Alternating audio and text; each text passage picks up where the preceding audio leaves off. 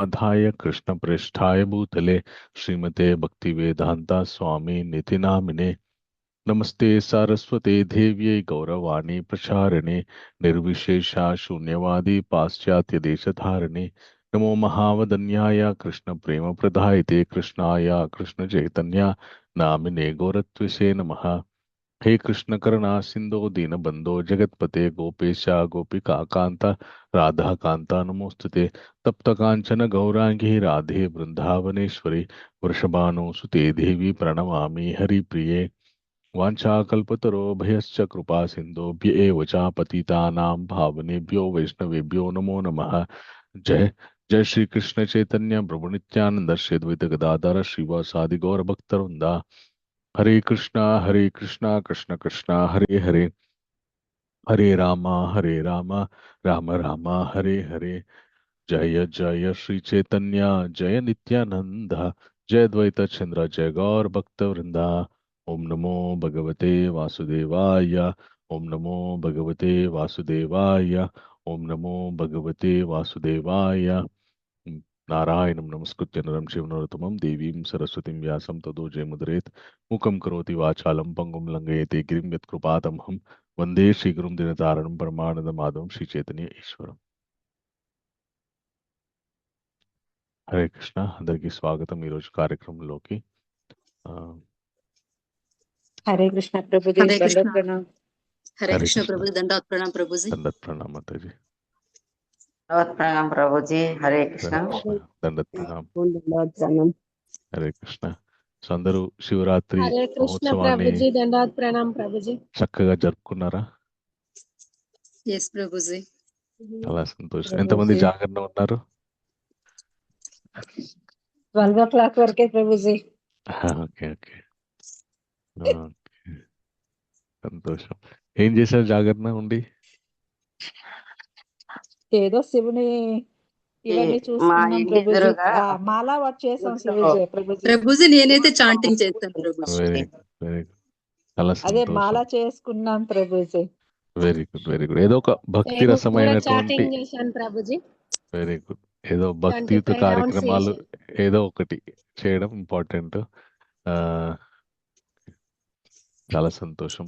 ఎందుకంటే జాగరణ అంటే, ఉపవాసం అంటే భగవంతునికి దగ్గర అవ్వడం, భగవంతునికి దగ్గర అవ్వడానికి చేసేటటువంటి చర్య. ఒకవేళ ఉపవాసం ఉన్నప్పుడు జాగరణ చేసి మెలుకొని ఉండడం ఇంకా గొప్ప. ఆ మెలుకొని ఉన్నటువంటి సమయాన్ని ఏదో అంటే భౌతికమైనటువంటి కాలక్షేపాలతోటి వెళ్ళబుచ్చే కంటే ఆధ్యాత్మిక విషయాలతోటి ఏదైనా పర్వాలేదు, వెళ్ళబుచ్చితే చాలా ఫలితం ఉంటుంది. జాగరణ యొక్క ముఖ్య ఉద్దేశం ఏంటి అంటే, ఎందుకు జాగరణ చేస్తే అంత గొప్ప ఫలితాలు వస్తాయి అంటే, మనుష్యుడు ఎంత ఈ ప్రపంచంలో ఉన్నటువంటి జీవులందరికీ కూడా ఏ స్థితిలో ఉన్నా కూడా సుఖాన్ని ఇచ్చేది నిద్ర అన్నమాట. ఏ స్థితిలో ఎంత దరిద్రుడైనా, ధనవంతుడైనా, రోగగ్రస్తుడైనా, ఆరోగ్యవంతుడైనా కూడా ప్రతి ఒక్క జీవికి సుఖాన్ని ఇచ్చేది నిద్ర.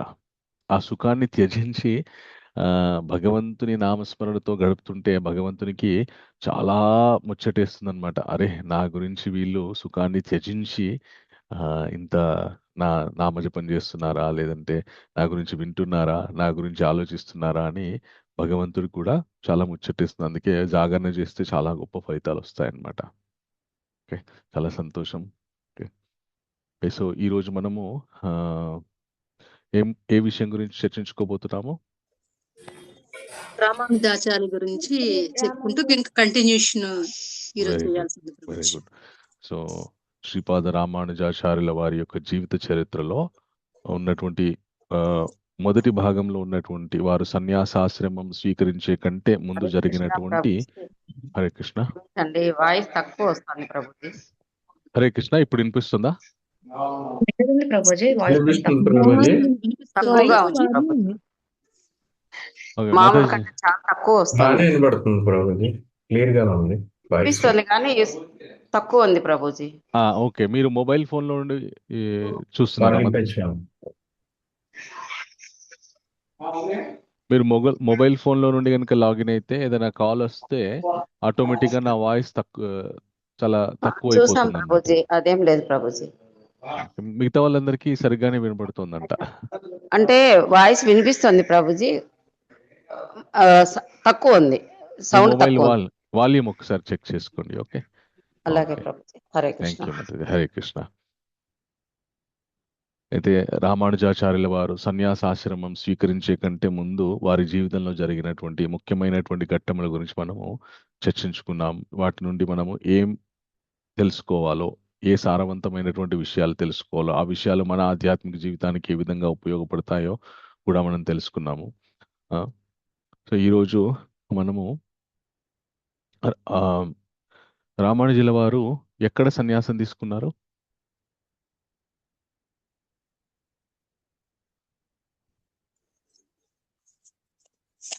ప్రభుజీ సన్యాసం గురించి ఇంకా మనం చర్చించుకోలేదు అనుకుంటాం ప్రభుజీ. నిన్న క్లాస్ లో సన్యాసం గురించి చర్చించుకోలేదు ప్రభుజీ. నేను క్లాస్లో సన్యాసం తీసుకోమని భార్య చెప్పినట్టు చెప్పారు కదా ఇంకా ఎక్కడ ప్రభుజీ. తీసుకున్నారో అది చర్చించుకోలేదు ప్రభుజీ. ఓకే, వాళ్ళ వైఫ్ చెప్తుంది కదా ప్రభుజీ, ఇలా ఎంతో దేనికి రియాక్ట్ కానప్పుడు సంసారం ఎందుకు సన్యాసి వైపు అంటే దానినే అనుజ్ఞ కింద తీసుకొని వెళ్ళారు అంతవరకే చెప్పారు. అన్నట్టు. దాని ఆ మాటనే తను పాజిటివ్ గా తీసుకున్నారు. అక్కడతో భార్యను కూడా ఏమీ అనలేదు, ప్రశ్నించలేదు. వెరీ ఆ good.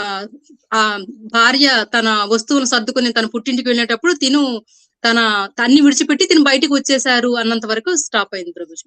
Very good, thank you very much Lakshmi మాతాజీ, thank you. Thank you yes, ఎప్పుడైతే రామానుజుల వారి యొక్క భార్య అయినటువంటి రక్షాంబల్ స్వామి ఇంకా ఎందుకు ఇంత వైరాగ్యంతో ఉంటే సంసారంలో ఉండడం ఎందుకు, సన్యాసం తీసుకోవచ్చుగా అన్న ఒక మాటని ఆవిడ భార్య ఇచ్చినటువంటి అనుమతిగా ఆయన స్వీకరించి ఆయన సన్యాసం స్వీకరిస్తారనమాట. ఎక్కడ సన్యాసం స్వీకరిస్తారంటే కాంచీపురంలో ఉన్నటువంటి వరదరాజస్వామి పెరుమాళ్ దేవాలయంలో కాంచీపూర్ణ ద్వారా సన్యాసం స్వీకరిస్తారనమాట.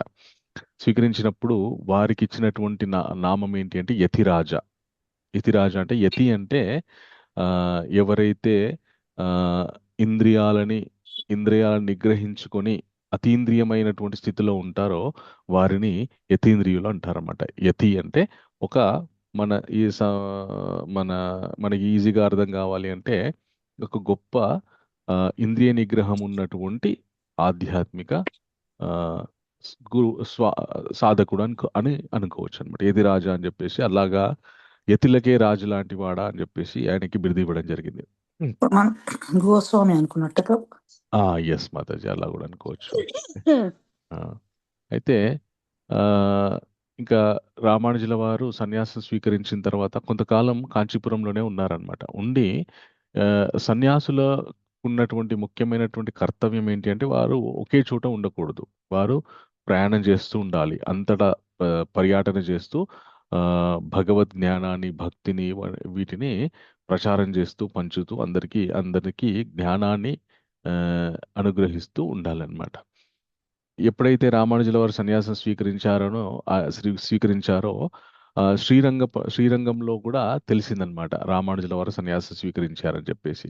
ఇంకా శ్రీరంగంలో ఉన్నటువంటి యామునాచార్యుల వారి శిష్యులు అంటే రామానుజాచార్యుల వారి యొక్క మన ఆధ్యాత్మిక మిత్రులు, ఇంగ్లీష్లో గాడ్ బ్రదర్స్ అంటారనమాట. వీళ్ళంతా కూడా చాలా సంతోషించారు. ఎందుకంటే యమునాచార్యుల వారి ఈ ప్రకారం ఈ శ్రీ వైష్ణవ సాంప్రదాయాన్ని ఆయన తర్వాత రామానుజుల వారు నడపాలి అనేటటువంటిది వారి యొక్క కోరిక. ఇప్పుడు ఈయన సన్యాసం స్వీకరించారు కాబట్టి ఆ కోరిక నెరవేరుతుంది అని చెప్పేసి వాళ్ళంతా చాలా సంతోషించి రామానుజుల వారు కొంతకాలం కాంచీపురంలో ఉన్నప్పుడు వారికి కొంతమంది శిష్యులు, చాలా మంది వారు చెప్పే బోధనలు వినేవారు అనమాట. వాళ్ళు కర్మ, మీమాంస, వేదంలో ఉన్నటువంటి బ్రహ్మకాండ, కర్మకాండ, జ్ఞానకాండ, ఈ విషయాలన్నిటి గురించి బోధనలు చేస్తూ ఉండేవారు అనమాట. ఆ క్రమంలో వారికి చాలా దగ్గరైనటువంటి అతి ముఖ్యమైనటువంటి శిష్యుల్లో ఇద్దరు పేరేంటి అంటే దాశరథి, అలాగే కురేషి. ఓకే, సో వీళ్ళిద్దరు కూడా రామానుజుల వారికి చాలా దగ్గరయ్యారు. ఈ కురేషి తర్వాత రామానుజుల వారి జీవితంలో చాలా ముఖ్యమైనటువంటి పాత్ర పోషిస్తారనమాట. ఈయన కురేషి ఎవరైతే ఉన్నారో ఈయనని కురత్తాల్వార్ అని కూడా అంటారు. వీరు ఎంత గొప్ప వ్యక్తి అంటే స్వతహాగా జన్మతః ఈయన చాలా సంపన్న కుటుంబంలో జన్మించారు. ఓకే. అయినప్పటికీ కూడా ఆధ్యాత్మిక జీవితం వైపు చాలా ఆసక్తితోటి ఆధ్యాత్మిక జీవితంలో ఉన్నటువంటి జ్ఞానం నేర్చుకోవాలని చెప్పి వారు రామానుజ వారి సాంగత్యంలో ఉండేవారన్నమాట. ఇలా కొంతకాలం గడిచిన తర్వాత శ్రీరంగం నుండి ఆ, రామానుజులకి ఆ, కబురు వచ్చిందనమాట. మీరు వెంటనే శ్రీరంగం రావాలి అని చెప్పేసి శ్రీరంగం వచ్చి ఇక్కడ ఆ, ఇక్కడ ఉన్నటువంటి విషయాలన్నీ మీరు మీ ఆధ్వర్యంలో నడవాలని చెప్పేసి ఆ, వారికి కబురు వచ్చింది. ఓకే.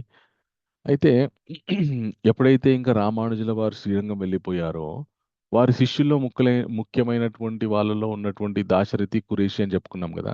ఈ కూరతాల్ వారు కూడా నేను కూడా రామానుజుల వారి దగ్గరికి వెళ్ళాలని చెప్పేసి వారు కూడా ప్రయత్నం చేశారనమాట. అయితే వారు జన్మతః ఆయన చాలా సంపన్నుడు.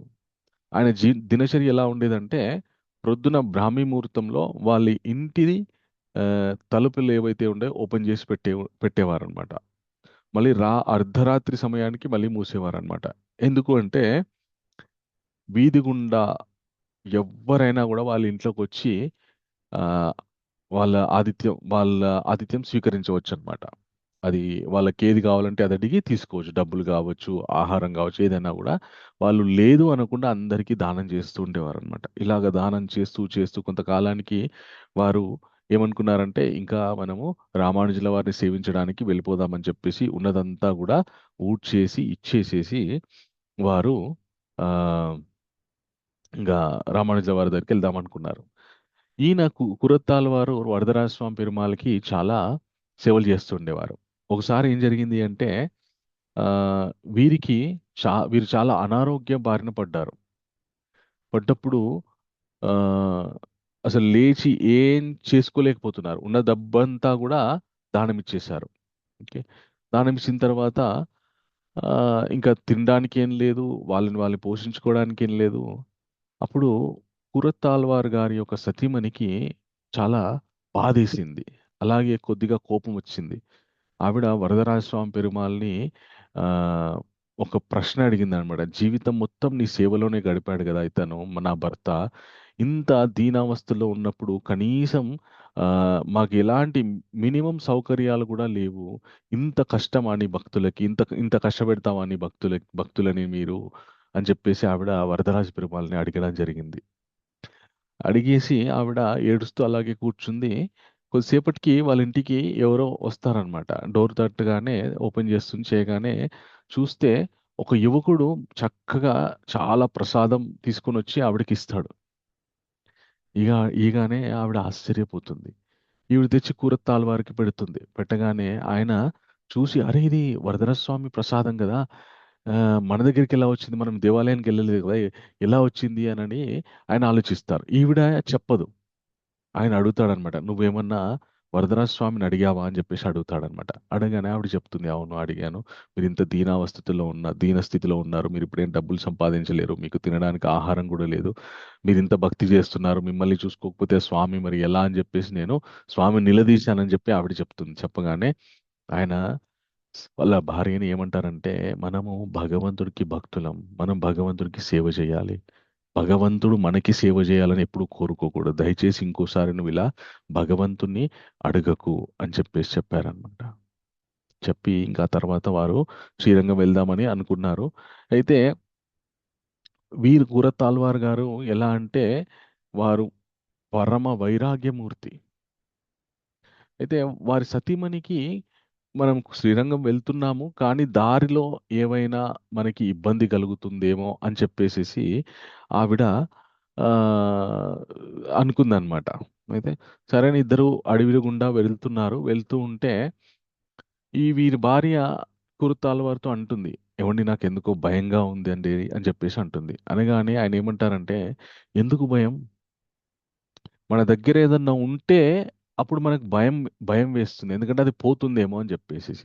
మనం అన్నీ వదులుకొని శ్రీరంగం వెళ్తున్నాం కదా! మన దగ్గర ఏముందని భయపడాల్సిన అవసరం ఉంది అని చెప్పేసి అంటాడనమాట. అనగానే వాళ్ళ భార్య అంటుందనమాట ఏమనంటే, లేదండి మనకి దారి ఖర్చులకి దారిలో ఏమన్నా అవసరం పడుతుందో అని చెప్పేసి నేను కొంత డబ్బు తీసుకొస్తున్నానంటే, ఆయన వెంటనే అందుకే భయమైతుంది నీకు. అదే నీ భయానికి కారణం. కాబట్టి వెంటనే వదిలేసేయి డబ్బునని చెప్పేసి చెప్తాడు. చెప్పగానే ఆవిడ వదిలేస్తుంది. అంత వైరాగ్యమూర్తి అనమాట. సో, ఇది కూరత్తాళ్వార్ గారి యొక్క జీవితం. వీరింకా శ్రీరంగంలోకి ఎప్పుడైతే రామానుజులు వెళ్తారో, వారిని సేవించుకోవడానికి వీరు కూడా అక్కడికి వెళ్తారనమాట. ఓకే. ఎప్పుడైతే రామానుజుల వారు శ్రీరంగం వెళ్తారో, ఇంకక్కడ వాళ్ళందరూ ఆ శ్రీరంగం దేవాలయంలో ఉంటూ అక్కడ ఉన్నటువంటి స్వామిని ఆరాధిస్తూ ఉంటారు. అయితే ఈ రామానుజుల వారికి దీక్ష ఇచ్చినటువంటి వాళ్ళెవరు? ఆయన పేరు గుర్తుందా ఎవరికైనా? కాంచీపూర్ణం. అంటే మొట్టమొదటి దీక్ష సన్యాస దీక్ష ఇచ్చిన వారు కాంచీపూర్ణ. అంతకంటే ముందు పంచ సంస్కారం దీక్ష ఇచ్చిన యాదవ్ ప్రకాష్ ప్రభుజీ. కాదు మాతాజీ. మహాపూర్ణ. Yes, మహాపూర్ణుల వారు ఎవరి దగ్గర అయితే రామానుజుల వారు విద్యాభ్యసించారో ఎక్కువ కాలం వాళ్ళ ఇంట్లో పెట్టుకొని. ఓకే. సో ఆ మహాపూర్ణుల వారు రామానుజుల వారితో ఏమంటారంటే, రామానుజ మీకు ఇంకా మీరు అభ్యాసం చెయ్యాలి. కాబట్టి మన కాంచీపురం దగ్గరలో తిరుకోష్టియూర్ అని చెప్పేసి ఒక గ్రామం ఉంటుందన్నమాట. ఓకే. ఈ గ్రామంలో గోష్ఠిపూర్ణ అని ఒక ఆచార్యులు ఉంటారు. మీరు వారి దగ్గరికి వెళ్ళి ఇంకా మీకు ఆధ్యాత్మిక పరమైనటువంటి ఏమైనా సంశయాలు ఉంటే వారి దగ్గర మీరు నివృత్తి చేసుకోవాలి అని చెప్పేసి వారికి చెప్తారనమాట. ఈ తిరుకోష్టియూరు శ్రీరంగంకి వెళ్తుంటే దారిలో ఉంటుందన్నమాట. ఈ ఊరి యొక్క చరిత్ర ఏంటి అంటే, ఎప్పుడైతే హిరణ్యకశిపుడు చాలా నానా అల్లర్లు సృష్టిస్తున్నాడో ముల్లోకాల్లో, అప్పుడు ఈ హిరణ్యకశిపుడిని ఎలా సంహరించాలా అని చెప్పేసి త్రిమూర్తులు ఒక దగ్గర కూర్చొని గోష్ఠి చేసుకున్నారంట. ఓకే. గోష్ఠి అంటే చర్చించుకోవడం. ఇతన్ని ఎలా మనం హ్యాండిల్ చేయాలని చెప్పేసి. అది ఆ ఊరికి ఉన్నటువంటి చరిత్ర అనమాట. ఆ గోష్ఠిపురంలో గోష్ఠిపూర్ణ అని చెప్పేసి వారు ఉంటారనమాట. వారి దగ్గరికి రామానుజుల వారు ప్రతినిత్యం వెళ్ళి ఎన్నో సంశయాలు అడిగి తెలుసుకుంటూ ఉండేవారు. అయితే శ్రీమద్ భగవద్గీతలో ఉన్నటువంటి 18వ అధ్యాయము 18వ అధ్యాయం పేరు ఎవరికైనా తెలుసా? శ్రీమద్ భగవద్గీతలో మోక్ష సన్యాస యోగం. సన్యాస యోగం. Very good. మోక్ష సన్యాస మోక్ష యోగం. సన్యాస. The perfect pronunciation. ఓకే. ఈ అధ్యాయం గురించి ఈ అధ్యాయంలో ఉన్నటువంటి 18వ అధ్యాయం 66వ శ్లోకమైనటువంటి సర్వధర్మాన్ పరిత్యజ్య మాం ఏకం శరణం వ్రజ అహం త్వాం సర్వపాపేభ్యో మోక్షస్యామి మహాసుష అని చెప్పేసి ఈ శ్లోకం ఏదైతే ఉందో, ఈ శ్లోకం గురించినటువంటి పరిపూర్ణమైన అర్థం తెలుసుకోవడానికి, దీన్ని పరిపూర్ణంగా అర్థం చేసుకోవడానికి రామానుజుల వారు గోష్ఠిపూర్ణ దగ్గరికి 18 సార్లు వెళ్ళడం జరిగిందనమాట. వెళ్ళిన ప్రతిసారి అయ్యా నాకు ఈ శ్లోకం యొక్క ముఖ్య ఉద్దేశం చెప్పండి. వారు ఈరోజు కాదు రేపు చెప్తాను. ఇలాగా ఇంకోసారి నాకు ఈరోజు అంత చెప్పాలని లేదు మళ్ళీ రా అని 18 సార్లు వారిని తిప్పించుకోవడం జరిగింది. అయినా రామానుజుల వారు విసుగెత్తకుండా వెళ్ళి 18వసారి మీరు ఈరోజు చెప్తారా నేను శరీరాన్ని వదిలిపెట్టారా అని చెప్పేసి అడిగారనమాట. అయితే మనకు ఒక అనుమానం రావచ్చు. అదేంటండి ఆ శ్లోకానికి అర్థం ఏముంది? చక్కగా అలా రాసింది కదా, భగవంతుడు చెప్పాడు కదా, అన్ని ధర్మాలు వదిలిపెట్టేసి నన్నే నమ్ముకొని నిన్ను ఉద్ధరిస్తానని చెప్పేసి చెప్పాడు కదా, దానికి పెద్ద కష్టపడాల్సిన అవసరం ఏముంది, చదివితే వచ్చేస్తుంది కదా అని మనకు అనిపిస్తుంది. ఓకే. మనము భగవద్గీత కానీ భాగవతంలో ఉన్నటువంటి శ్లోకాలకి అర్థాన్ని తెలుసుకుంటాం అంతే. కానీ దానికి లింక్ అయి ఉన్నటువంటి పరమార్థాన్ని మనం ఆలోచించి తెలుసుకోవడానికి మనం ప్రయత్నం చేయం ఎక్కువ మట్టికి. ఎవరైతే ప్రయత్నం చేస్తారో వారు ఆధ్యాత్మిక పురోగతి చెందుతారనమాట. మనకి సర్వధర్మాన్ని పరిత్యజ్య అంటే మనుషులకి భగవంతుడు పెట్టినటువంటి మిగతా ధర్మాలన్నిటినీ కూడా పరిత్యజించేసి భగవంతుని యొక్క శరణాగతి తీసుకుంటే ఆయనే మనని మోక్ష మార్గం వైపు నడిపిస్తాడనేటువంటి విషయం మనకు అర్థమవుతుంది. కానీ భగవంతునికి శరణాగతి తీసుకోవాలంటే ఎన్ని విధాలుగా శరణాగతి తీసుకోవాలో, ఏ ఏ ఏ విధంగా శరణాగతి ఉంటుందో, ఎన్ని రకాలైనటువంటి శరణాగతి ఉంటుందో ఆ, ఆమ్, ఈ విషయాల గురించి కూడా మనం ఆలోచించాలన్నమాట. ఓకే, శరణాగతి ఆ 6 రకాలుగా ఉంటుందన్నమాట. ఓకే, మనకి కేవలం శరణాగతి అంటే ఇంకా ప్రతినిత్యం కూడా భగవంతుని మాత్రమే మనము పూజించాలి, భగవంతుని మాత్రమే జపించాలి కాదు. మన జీవితంలో ఉన్నటువంటి ప్రతి విషయంలో కూడా భగవంతుని మీద మనం ఆధారపడవలసినటువంటి ఆవశ్యకత ఉందన్నమాట. ఏమని చెప్తారంటే శరణాగతి 6 రకాలైనటువంటి శరణాగతిలో ఏమంటారంటే అనుకూలస్య సంకల్ప ప్రతికూలస్య వర్జనం రక్షై రక్షయిస్యా ఇతి విశ్వాసో గోప్తృత్వే వర్ణనం తథా ఆత్మనిక్షేప కార్పణ్యే షడ్విధ శరణాగతాః అంటారనమాట. ఒకటి మొట్టమొదటి శరణాగతి అంటే అనుకూలస్య సంకల్ప. ఏది భగవద్భక్తికి ఉపయోగపడుతుందో, భగవద్భక్తిలో మనని ముందుకు తీసుకెళ్తుందో ఆ విషయాలు నాకు ప్రాప్తించాలి, లేదంటే ఆ విధంగా ఉండాలి అని మనం సంకల్పం చేసుకోవాలి. ఉదాహరణకి కొన్ని సాంగత్యాలు ఉన్నాయి. కొందరి సాంగత్యంలో ఉంటే మనం భక్తిలో ముందుకెళ్ళాం, కొందరి సాంగత్యంలో ఉంటే మనం భక్తిలో ముందుకెళ్తాం. సో అప్పుడు మనం ఏం సంకల్పం చేసుకోవాలి? ఎవరి సాంగత్యంలో ఉంటే నేను భక్తిలో ముందుకెళ్ళానో వారి సాంగత్యాన్ని నేను వదిలిపెట్టేసి ఎవరి సాంగత్యంలో ఉంటే నేను భక్తిలో ముందుకెళ్తానో, ఎవరి సాంగత్యంలో ఉంటే నాకు జ్ఞానం వస్తుందో, భక్తి వస్తుందో, భగవంతుని మీద ప్రేమ వస్తుందో వారి సాంగత్యంలో ఉండాలి అని సంకల్పం చేసుకోవడం ఏదైతే ఉందో అది అనుకూలస్య సంకల్ప.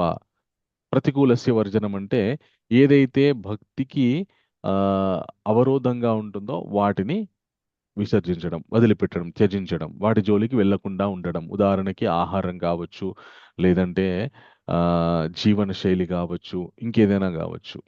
ఇలాంటి వాటిని భక్తికి అనుకూలించే వాటిని సంకల్పం చేసుకోవాలి, కావాలని కోరుకోవాలి. భక్తికి వికల్పం చేసే వాటిని మనం వదిలిపెట్టడానికి ప్రయత్నం చేయాలి.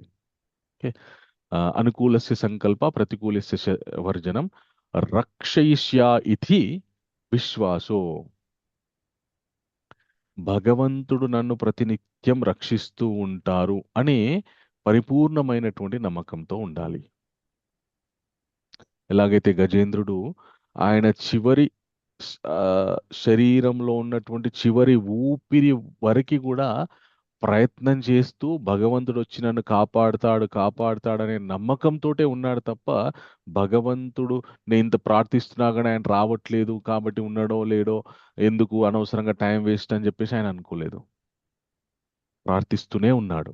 ఆ విధంగా భగవంతుడు నన్ను నిత్యం రక్షిస్తాడనేటటువంటి పూర్తి నమ్మకంతో ఉండాలి. తర్వాత గోప్తృత్వే వర్ణనం తథా. ఓకే, ఏదైతే మనని మనం పోషించుకోవడానికి మన జీవితంలో మనకి ప్రాప్తిస్తున్నాయో అవన్నీ కూడా భగవంతుడి వల్ల నాకు వస్తున్నాయని భగవంతునికి కృతజ్ఞతాపూర్వకంగా ఉండాలి. ఓకే, ప్రతిదీ కూడా భగవంతునికి కృతజ్ఞతాపూర్వకంగా ఉండాలి. అలాగే ప్రతిదీ కూడా భగవంతుందే, నేను అనుభవించే ప్రతిదీ కూడా భగవంతుందే అనేటటువంటి విశ్వాసంతో ఉండాలి. ఓకే, తర్వాత ఆత్మనిక్షేప కార్పణ్యే. మనకున్నటువంటి అహంకారాన్ని వదిలిపెట్టి భగవంతునికి శరణాగతులు అవ్వాలి. ఈ విధంగా 6 రకాలుగా ఎప్పుడైతే మనుష్యుడు శరణాగతి చేస్తాడో అది నిజమైనటువంటి శరణాగతి. ఈ విధంగా గోష్ఠిపూర్ణుల వారు రామానుజుల వారికి ఆ శ్లోకం యొక్క ముఖ్య ఉద్దేశం ఏంటి అనేటటువంటి ధర్మాలన్నీ వదిలిపెట్టేసి కృష్ణునే నమ్ముకో అయిపోతుంది అని అంటే, ఉన్న ధర్మాలన్నీ అన్నీ వదిలేసేసి కృష్ణు నమ్ముకుంటే అయిపోతుందని చెప్పేసి ఇల్లు వాకిలన్నీ వదిలేసి కాదు దాని అర్థం. ఓకే, సో మనం ఎందులో ఉన్నా కూడా ఏ విధంగా భగవంతునికి శరణాగతులు అవ్వాలో ఆ ఆ శ్లోకాన్ని చక్కగా అర్థం విడమర్చి చెప్తారనమాట. ఆయన అర్థం చేసుకుంటారు, చాలా సంతోషపడతారు. సంతోషపడ్డ తర్వాత ఈ గోష్ఠిపురుల వారు మొట్టమొదట ఇంత చిన్న ఇది ఎప్పుడో చెప్పొచ్చు, కానీ పూర్వకాలం ఎలా ఉండేది అంటే శిష్యుడు ఆధ్యాత్మిక జ్ఞానం తెలుసుకోవాలంటే అర్హత ఉందా లేదా, ఆధ్యాత్మిక జ్ఞానం తెలుసుకోవాలంటే ఉండవలసినటువంటి ముఖ్యమైన అర్హత ఏంటి అంటే తెలుసుకోవాలి అనే జిజ్ఞాస. నాకు తెలియని చాలా విషయాలు ఉన్నాయి, నేను తెలుసుకోవాలి. నాకు తెలిసింది చాలా తక్కువ, నేను ఇంకా తెలుసుకోవాలి అని తీవ్రమైనటువంటి జిజ్ఞాస, తెలుసుకోవాలి తపన ఉండాలన్నమాట. అది ఉంటే తప్ప జ్ఞానం రాదు. చాలామంది నన్ను అడుగుతుంటారనమాట, ఏమని అంటే, ప్రభుజీ ఈ శ్లోకాలు ఈజీగా గుర్తుపెట్టుకోవడం ఎలా ప్రభుజీ, 2 శ్లోకాలు చదివితే మళ్ళీ మూడో చదివేసరికి మొదటి 2 మర్చిపోతున్నాం ప్రభుజీ, ఆ, ఎలా గుర్తుపెట్టుకోవడం శ్లోకాలు అని అడుగుతుంటారనమాట. నేను ఏం చెప్తానంటే, మీరు అట్లా ఒకటేసారి చదవడం కాదు, రోజుకొక శ్లోకం చొప్పున చదవండి. ఓకే, ఒకటే శ్లోకం చదవాలి. నెక్స్ట్ దాని తర్వాత శ్లోకం ఏముంది ఏముంది అని చెప్పేసి మనకి ఆ ఉత్సాహం ఉన్నా కూడా ఆపుకొని మళ్ళీ తర్వాత రోజు ఆ శ్లోకాన్ని చదవాలి తప్ప ఈ రోజు ఇది చదివినాక దీని కంటిన్యూషన్ ఇంకా బాగుంటుంది, ఇప్పుడే చదివేస్తే అయిపోతుంది అని చదివేయకూడదు. ఎందుకంటే ఎప్పుడైతే మనకి చాలా ఉత్సాహం ఉంటుందో, ఒకటి తెలుసుకోవాలని ఉత్సాహం ఉంటుందో, మన మైండ్ చాలా ఓపెన్గా ఉంటుందన్నమాట. అలా ఓపెన్నెస్ మైండ్ తోటి ఏదైనా విషయాన్ని మనం నేర్చుకోవడానికి, తెలుసుకోవడానికి ప్రయత్నం చేసుకున్నాం అనుకో, వెంటనే పట్టేస్తుంది మైండ్, జీవితకాలం గుర్తుంటుంది.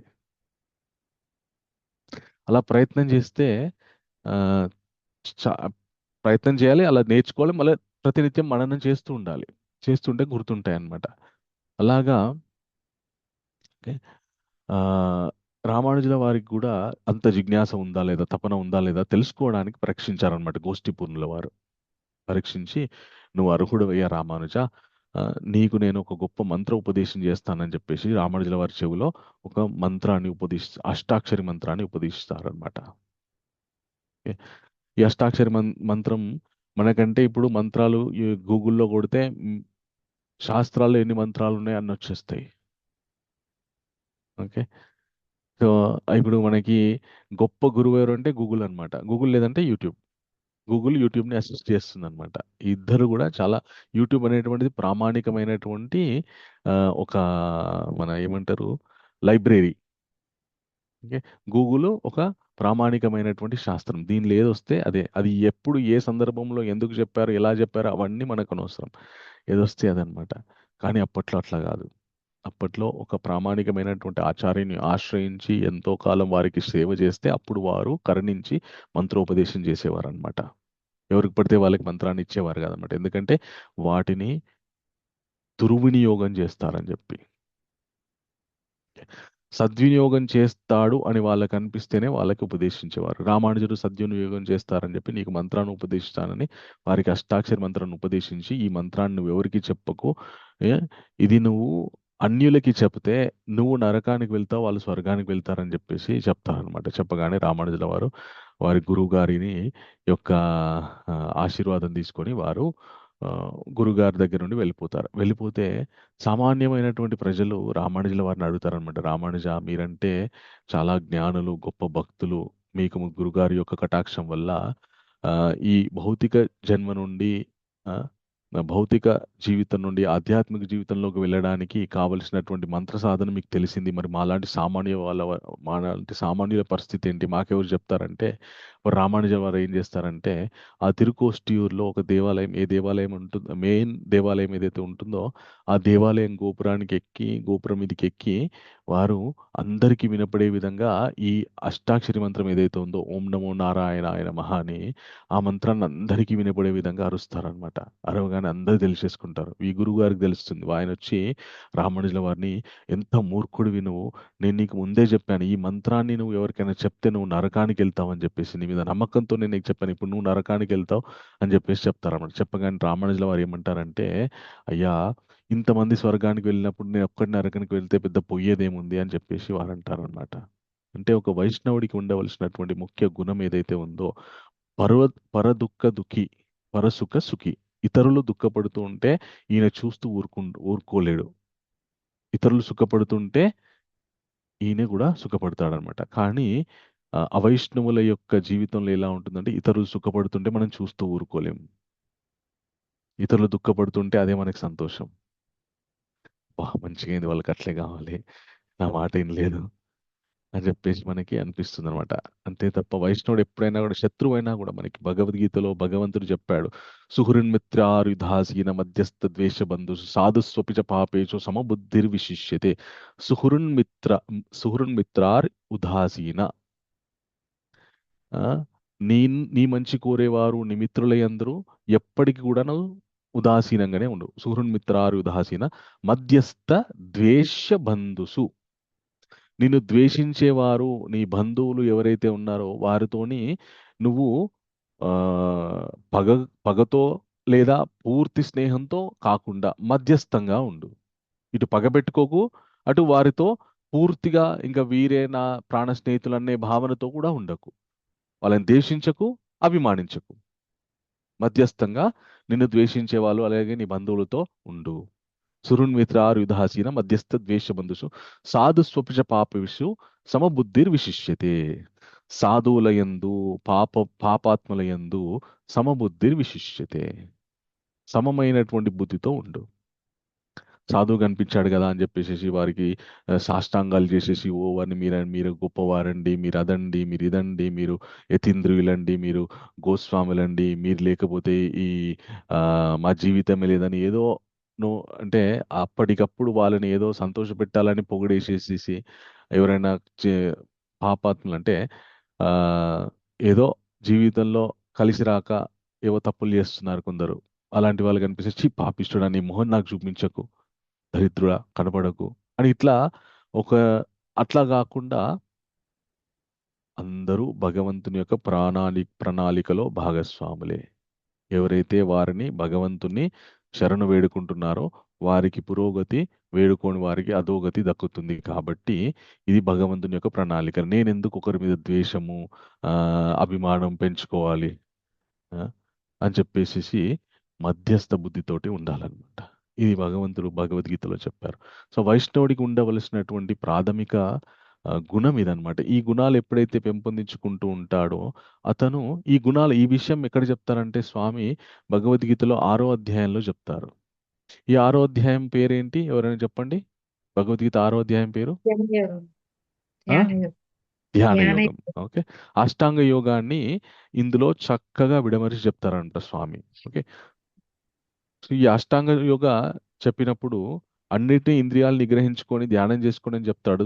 దానికంటే ముందు బ్యాక్గ్రౌండ్ వర్క్ ఏదైతే ఉందో, మనుషుడు ఏ విధమైనటువంటి బుద్ధితోటి ఉంటే ఆ అష్టాంగ యోగలో నీకు మనసు కుదురుకుంటుందో ఆ విషయాలు ముందే చెప్తాడనమాట.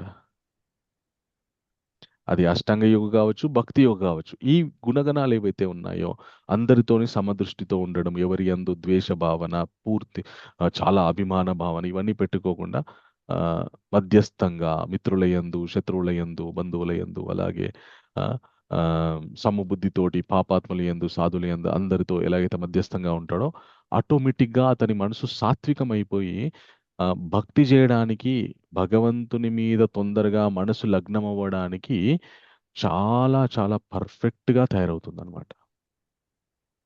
అందు గురించని రామానుజుల వారికి కూడా అంత గొప్ప గుణం ఉందన్నమాట. వారు అంత గొప్ప సాధువు రామానుజుల వారు.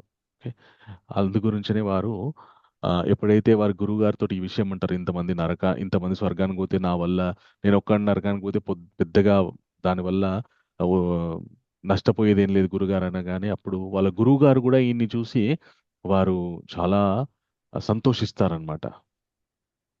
ఓకే, ఇంత గొప్ప మనస్సునిది అని చెప్పేసి. ఓకే, నువ్వు ఖచ్చితంగా భగవంతుని అనుగ్రహం పొందుతావు అని చెప్పేసి గురుగారు కూడా వారిని అనుగ్రహిస్తారు. అయితే రామానుజుల వారికి గొప్ప జ్ఞానము, భగవంతుడంటే ఎంత నమ్మకం ఉండేది అని ఒక చిన్న ఉదాహరణ వారి జీవితంలో నుండి చూస్తే మనం తెలుసుకోవచ్చు. ఓసారి వారు వీధిలో వెళ్తూ ఉంటారనమాట.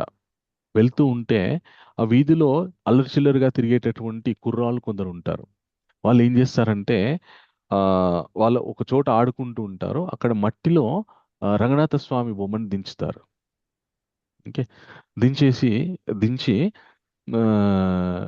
రామానుజుల వారిని ఆట పట్టించడానికి రామానుజ ఇంకో నువ్వు నువ్వు మొక్కే దేవుడు ఇక్కడ ఉన్నాడని చెప్పేసి చెప్తారనమాట.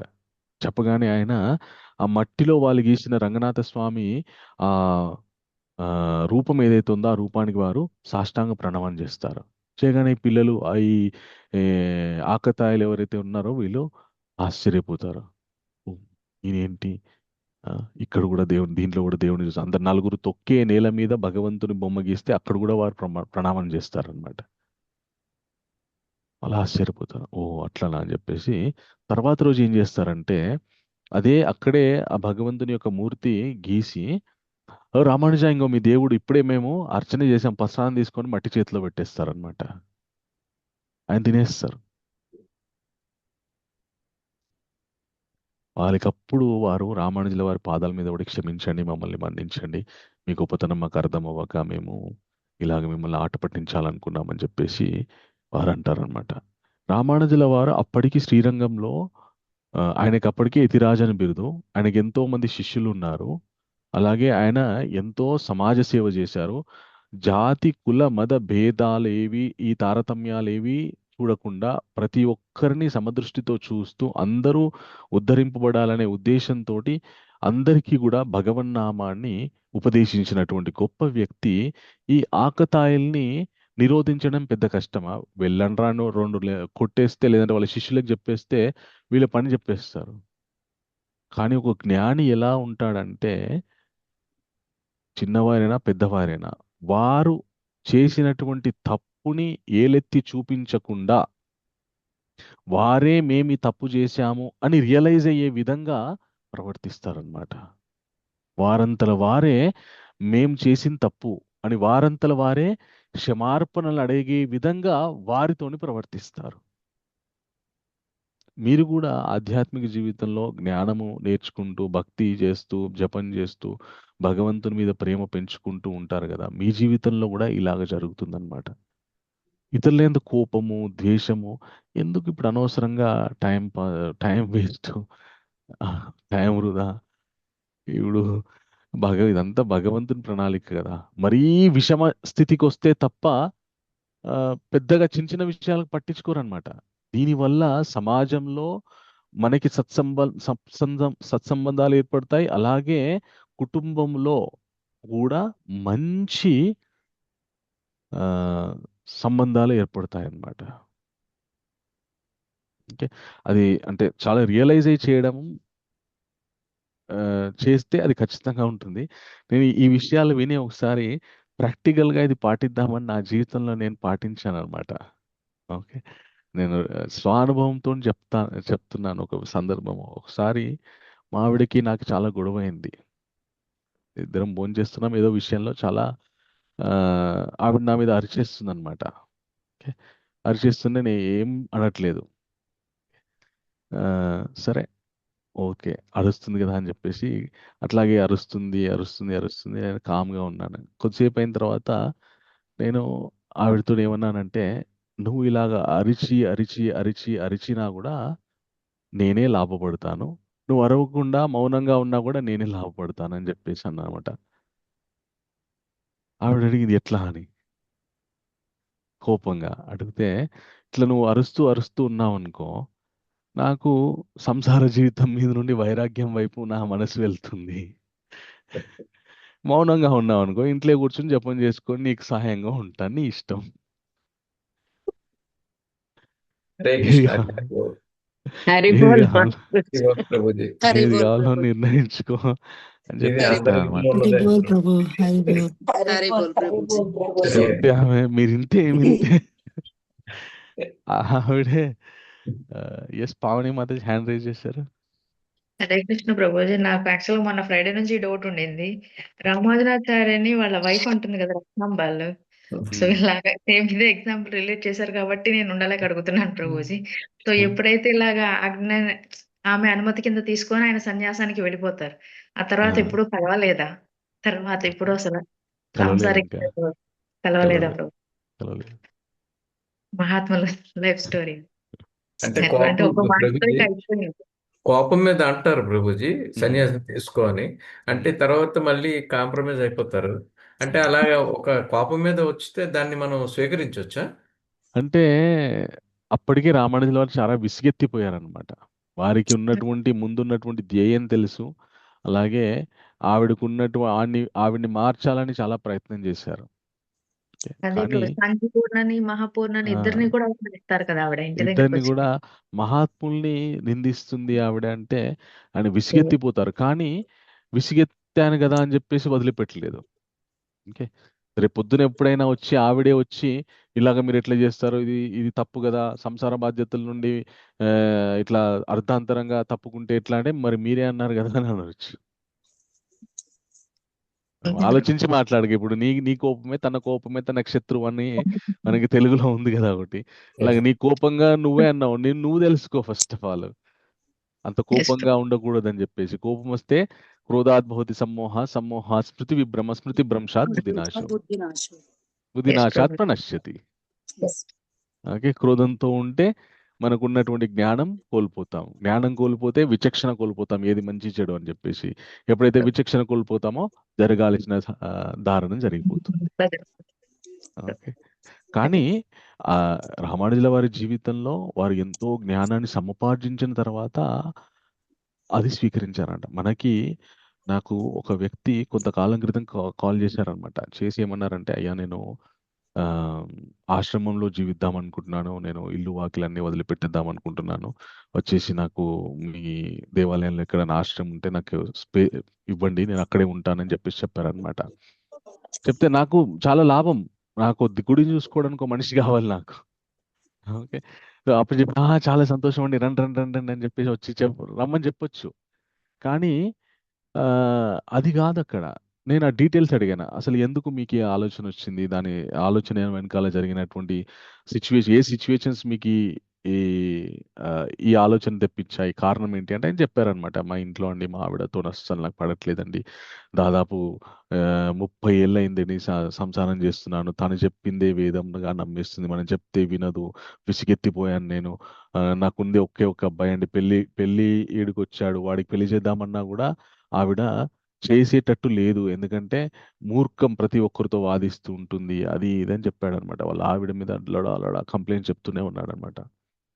అయితే నేను ఒక ప్రశ్న అడిగాననమాట. ఏమనంటే, ఇప్పుడు మీకు ఈ ఆశ్రమ జీవనం చేయడంలో ఎందుకు కోరిక వచ్చిందంటే, మీ జీవిత భాగస్వామి మీకు అనుకూలంగా లేదు కాబట్టి. ఒకవేళ ఆమె మీకు అనుకూలంగా ఉంటే అంటే, ఎందుకండి అవసరం, ఇంట్లోనే ఉంటానన్నాను. నేను అన్నాననమాట, చాలా సంతోషం అండి, మీరు అన్నీ వదిలిపెట్టేసి ఆశ్రమానికి వస్తారు. ఆశ్రమంకి వచ్చిన తర్వాత ఎగ్జాక్ట్లీ మీ ఆవిడ లాంటి ఒక వ్యక్తి ఇక్కడ కూడా తలుగుతారు. అప్పుడు ఏం చేస్తారు? అప్పుడు అదే పరిస్థితి కదా. ఆ? మీరు అక్కడ తప్పించుకొని ఇక్కడికి వచ్చారనుకోండి, ఇక్కడ అదే పరిస్థితి ఏర్పడితే ఇక్కడేం అందరూ మీకు అనుకూలంగా ఉంటారని మీరు అనుకుంటున్నారా? ఎప్పుడు మనం అసలు ఆశ్రమవాసం చేసినా చేయకున్నా, వైరాగ్యం స్వీకరించినా స్వీకరించకున్నా, మనం ఆ స్థితిలో ఉన్నామని ఎప్పుడు అర్థం చేసుకోవచ్చు అంటే, ఎవరు అనుకూలించినా అనుకూలించకపోయినా, ఏ పరిస్థితి అనుకూలించినా అనుకూలించకపోయినా, మనము సమదృష్టితోటి ఎప్పుడైతే ప్రతిస్పందిస్తూ ఉంటామో, పొంగిపోకుండా సమదృష్టితోటి ఎప్పుడైతే ప్రతిస్పందిస్తూ ఉంటామో, అప్పుడు మనము ఎంతో కొంత మనకి వైరాగ్యం అబ్బినట్టు మనము అర్థం చేసుకోవచ్చు అనమాట. అందుకే కృష్ణ చెప్తారనమాట, ప్రసాదే సర్వ దుఃఖానాం హానిర్ అస్యుపజాయతే ప్రసన్న చేతసో హ్యసు బుద్ధి పర్యవతిష్టతే. ఎవరి బుద్ధి అయితే భగవద్భక్తితోటి నిండిపోయి ఉంటుందో వారికి ప్రసాదే సర్వ దుఃఖానాం, సమస్త దుఃఖములు కూడా వారికి భగవత్ ప్రసాదములుగా గోచరిస్తాయంట. సో మనకు ఉన్నటువంటి ప్రతికూలమైనటువంటి పరిస్థితులు ఎప్పుడైతే మనకి పర్వాలేదులే, సహజమే జీవితంలో, భగవంతుని కృప భక్తుల యొక్క సాంగత్యంలో ఉంటూ నేను ఎలాగోలాగా నెట్టుకొచ్చేస్తానులే అనే మనోధైర్యం ఎప్పుడైతే మనకి పెంపొందుతుందో, అప్పుడు మనం నిజమైనటువంటి భక్తి మార్గంలో ముందుకెళ్తున్నట్టు. అంటే అలా లేకపోతే మరి భక్తి మార్గంలో లేనట్టేనా అండి, వదిలేసేయాలా అంటే మేమేం పురోగతి చెందట్లేదా అంటే, మనం ఇప్పుడు చేస్తున్నవన్నీ కూడా క్రమక్రమంగా మనల్ని ఆ స్థితికి తీసుకెళ్తాయి అన్నమాట. ఎలాగైతే రామానుజుల వారిని ఆ స్థితికి తీసుకెళ్ళాయో. ఓకే. నాగమణి మాతాజీ మీకు హ్యాండ్ రైజ్ చేశారు, ఏంటి ప్రశ్న? హరే కృష్ణ ప్రభుజీ, ప్రణామ్. ప్రణామాతాజీ. ప్రభుజీ, ఒక మాతాజీ అడిగారు వైష్ణవులు అంటే ఎవరు, వాళ్ళు ఎవరిని వైష్ణవులు అంటారని అడిగారు ప్రభుజీ. దానికి ఓకే మీ సమాధానం చెప్పండి ప్రభు. ఓకే. సో 2 విధాలుగా సమాధానం చెప్తాను మాతాజీ నేను. ఒకటేమో మామూలుగా అందరికీ అర్థమయ్యే విధంగా ఎవరైతే విష్ణువుని ఆరాధిస్తూ ఉంటారో, విష్ణు భక్తిలో చేస్తూ ఉంటారో వారిని వైష్ణవులు అనవచ్చు. పేరుకి, నేమ్ సేక్. ఓకే. ఇంకొక సమాధానం ఏంటి అంటే, ఎవరైతే ఇతరుల దుఃఖాన్ని తమ దుఃఖాలుగా, అంటే ఇతరుల సమస్యలు వాళ్ళ మీద వేసుకొని లేనిపోని సమస్యలు ఇంటి మీదకి తెచ్చుకోవాలని కాదు ఉద్దేశము. ఎవరైతే బాధపడుతూ ఉంటారో, అయ్యో వారికి అంతా మంచి జరగాలి, భగవంతుడా వారిని అనుగ్రహించు అని మనస్ఫూర్తిగా కోరుకుంటూ వారి గురించి ఆలోచిస్తూ ఉంటారో, ఎవరు దుఃఖపడుతున్నటువంటి వాళ్ళు సుఖపడాలని భగవంతుని ప్రతినిత్యం ఆరాధిస్తూ ఉంటారో, సుఖపడుతున్న వారు భగవంతుడా వీళ్ళు ఇంకా సుఖపడాలి, మీ భక్తిలో కూడా వీళ్ళు ముందుకు వెళ్ళాలి అని ప్రతినిత్యం అందరి యొక్క హితాన్ని ఎవరైతే కోరుతూ ఉంటారో వారు నిజానికి వైష్ణవులు. శ్రీమద్ భాగవతంలో చెప్తారనమాట, తప్యంతే లోక తాపేన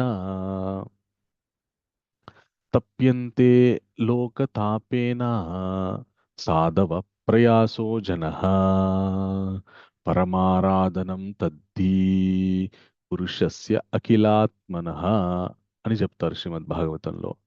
ఎవరైతే ఇతరుల యొక్క దుఃఖాన్ని, తాపాన్ని, తాపం అంటే కష్టము, దుఃఖము, ఇతరుల యొక్క తాపాన్ని చూసి వారు తపిస్తూ ఉంటారు, వారికి ఆ తాపం వెళ్ళిపోవాలి, వారు భగవద్భక్తిలో ముందుకు వెళ్ళాలి అని వారి యొక్క సమస్యలు నుండి వారు ఇతరులు ఎవరెవరైతే ఉన్నారో వారి చుట్టూ వారి సమస్యల నుండి బయటపడాలని వీరు వారి గురించి తపిస్తూ ఉంటారు.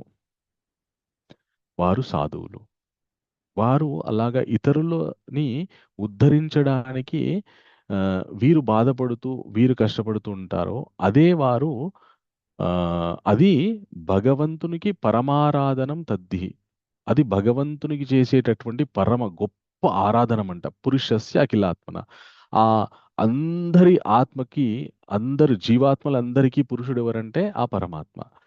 ఆ పురుషస్య అఖిలాత్ముడు, ఆ పరమ పురుషుడికి ఏది పరమ ఆరాధనం అంట అంటే, దుఃఖంలో ఉన్నటువంటి వాళ్ళని ఉద్ధరింపడానికి మనము ప్రయత్నం చేస్తూ ఉంటాము, ఎవరు కష్టాల్లో ఉన్న వారికి మనము సహాయపడుతూ ఉంటాము.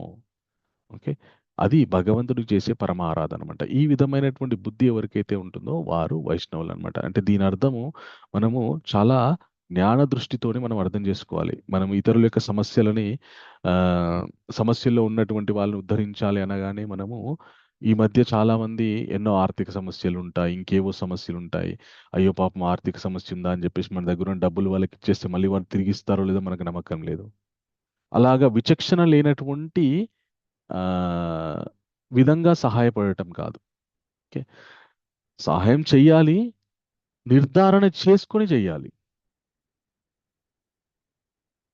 మంచివారు నిజంగానే కష్టంలో ఉన్నారా, మంచివారా, నేను ఈ సహాయం చేస్తే వారు ఉద్ధరింపబడతారా, ఈ డబ్బు ఇస్తే మళ్ళీ వారు నాకు కూడా తిరిగి మళ్ళీ నా డబ్బు నాకు ఇస్తారా అనే నమ్మకం అనుకుంటే ఇవ్వాలి.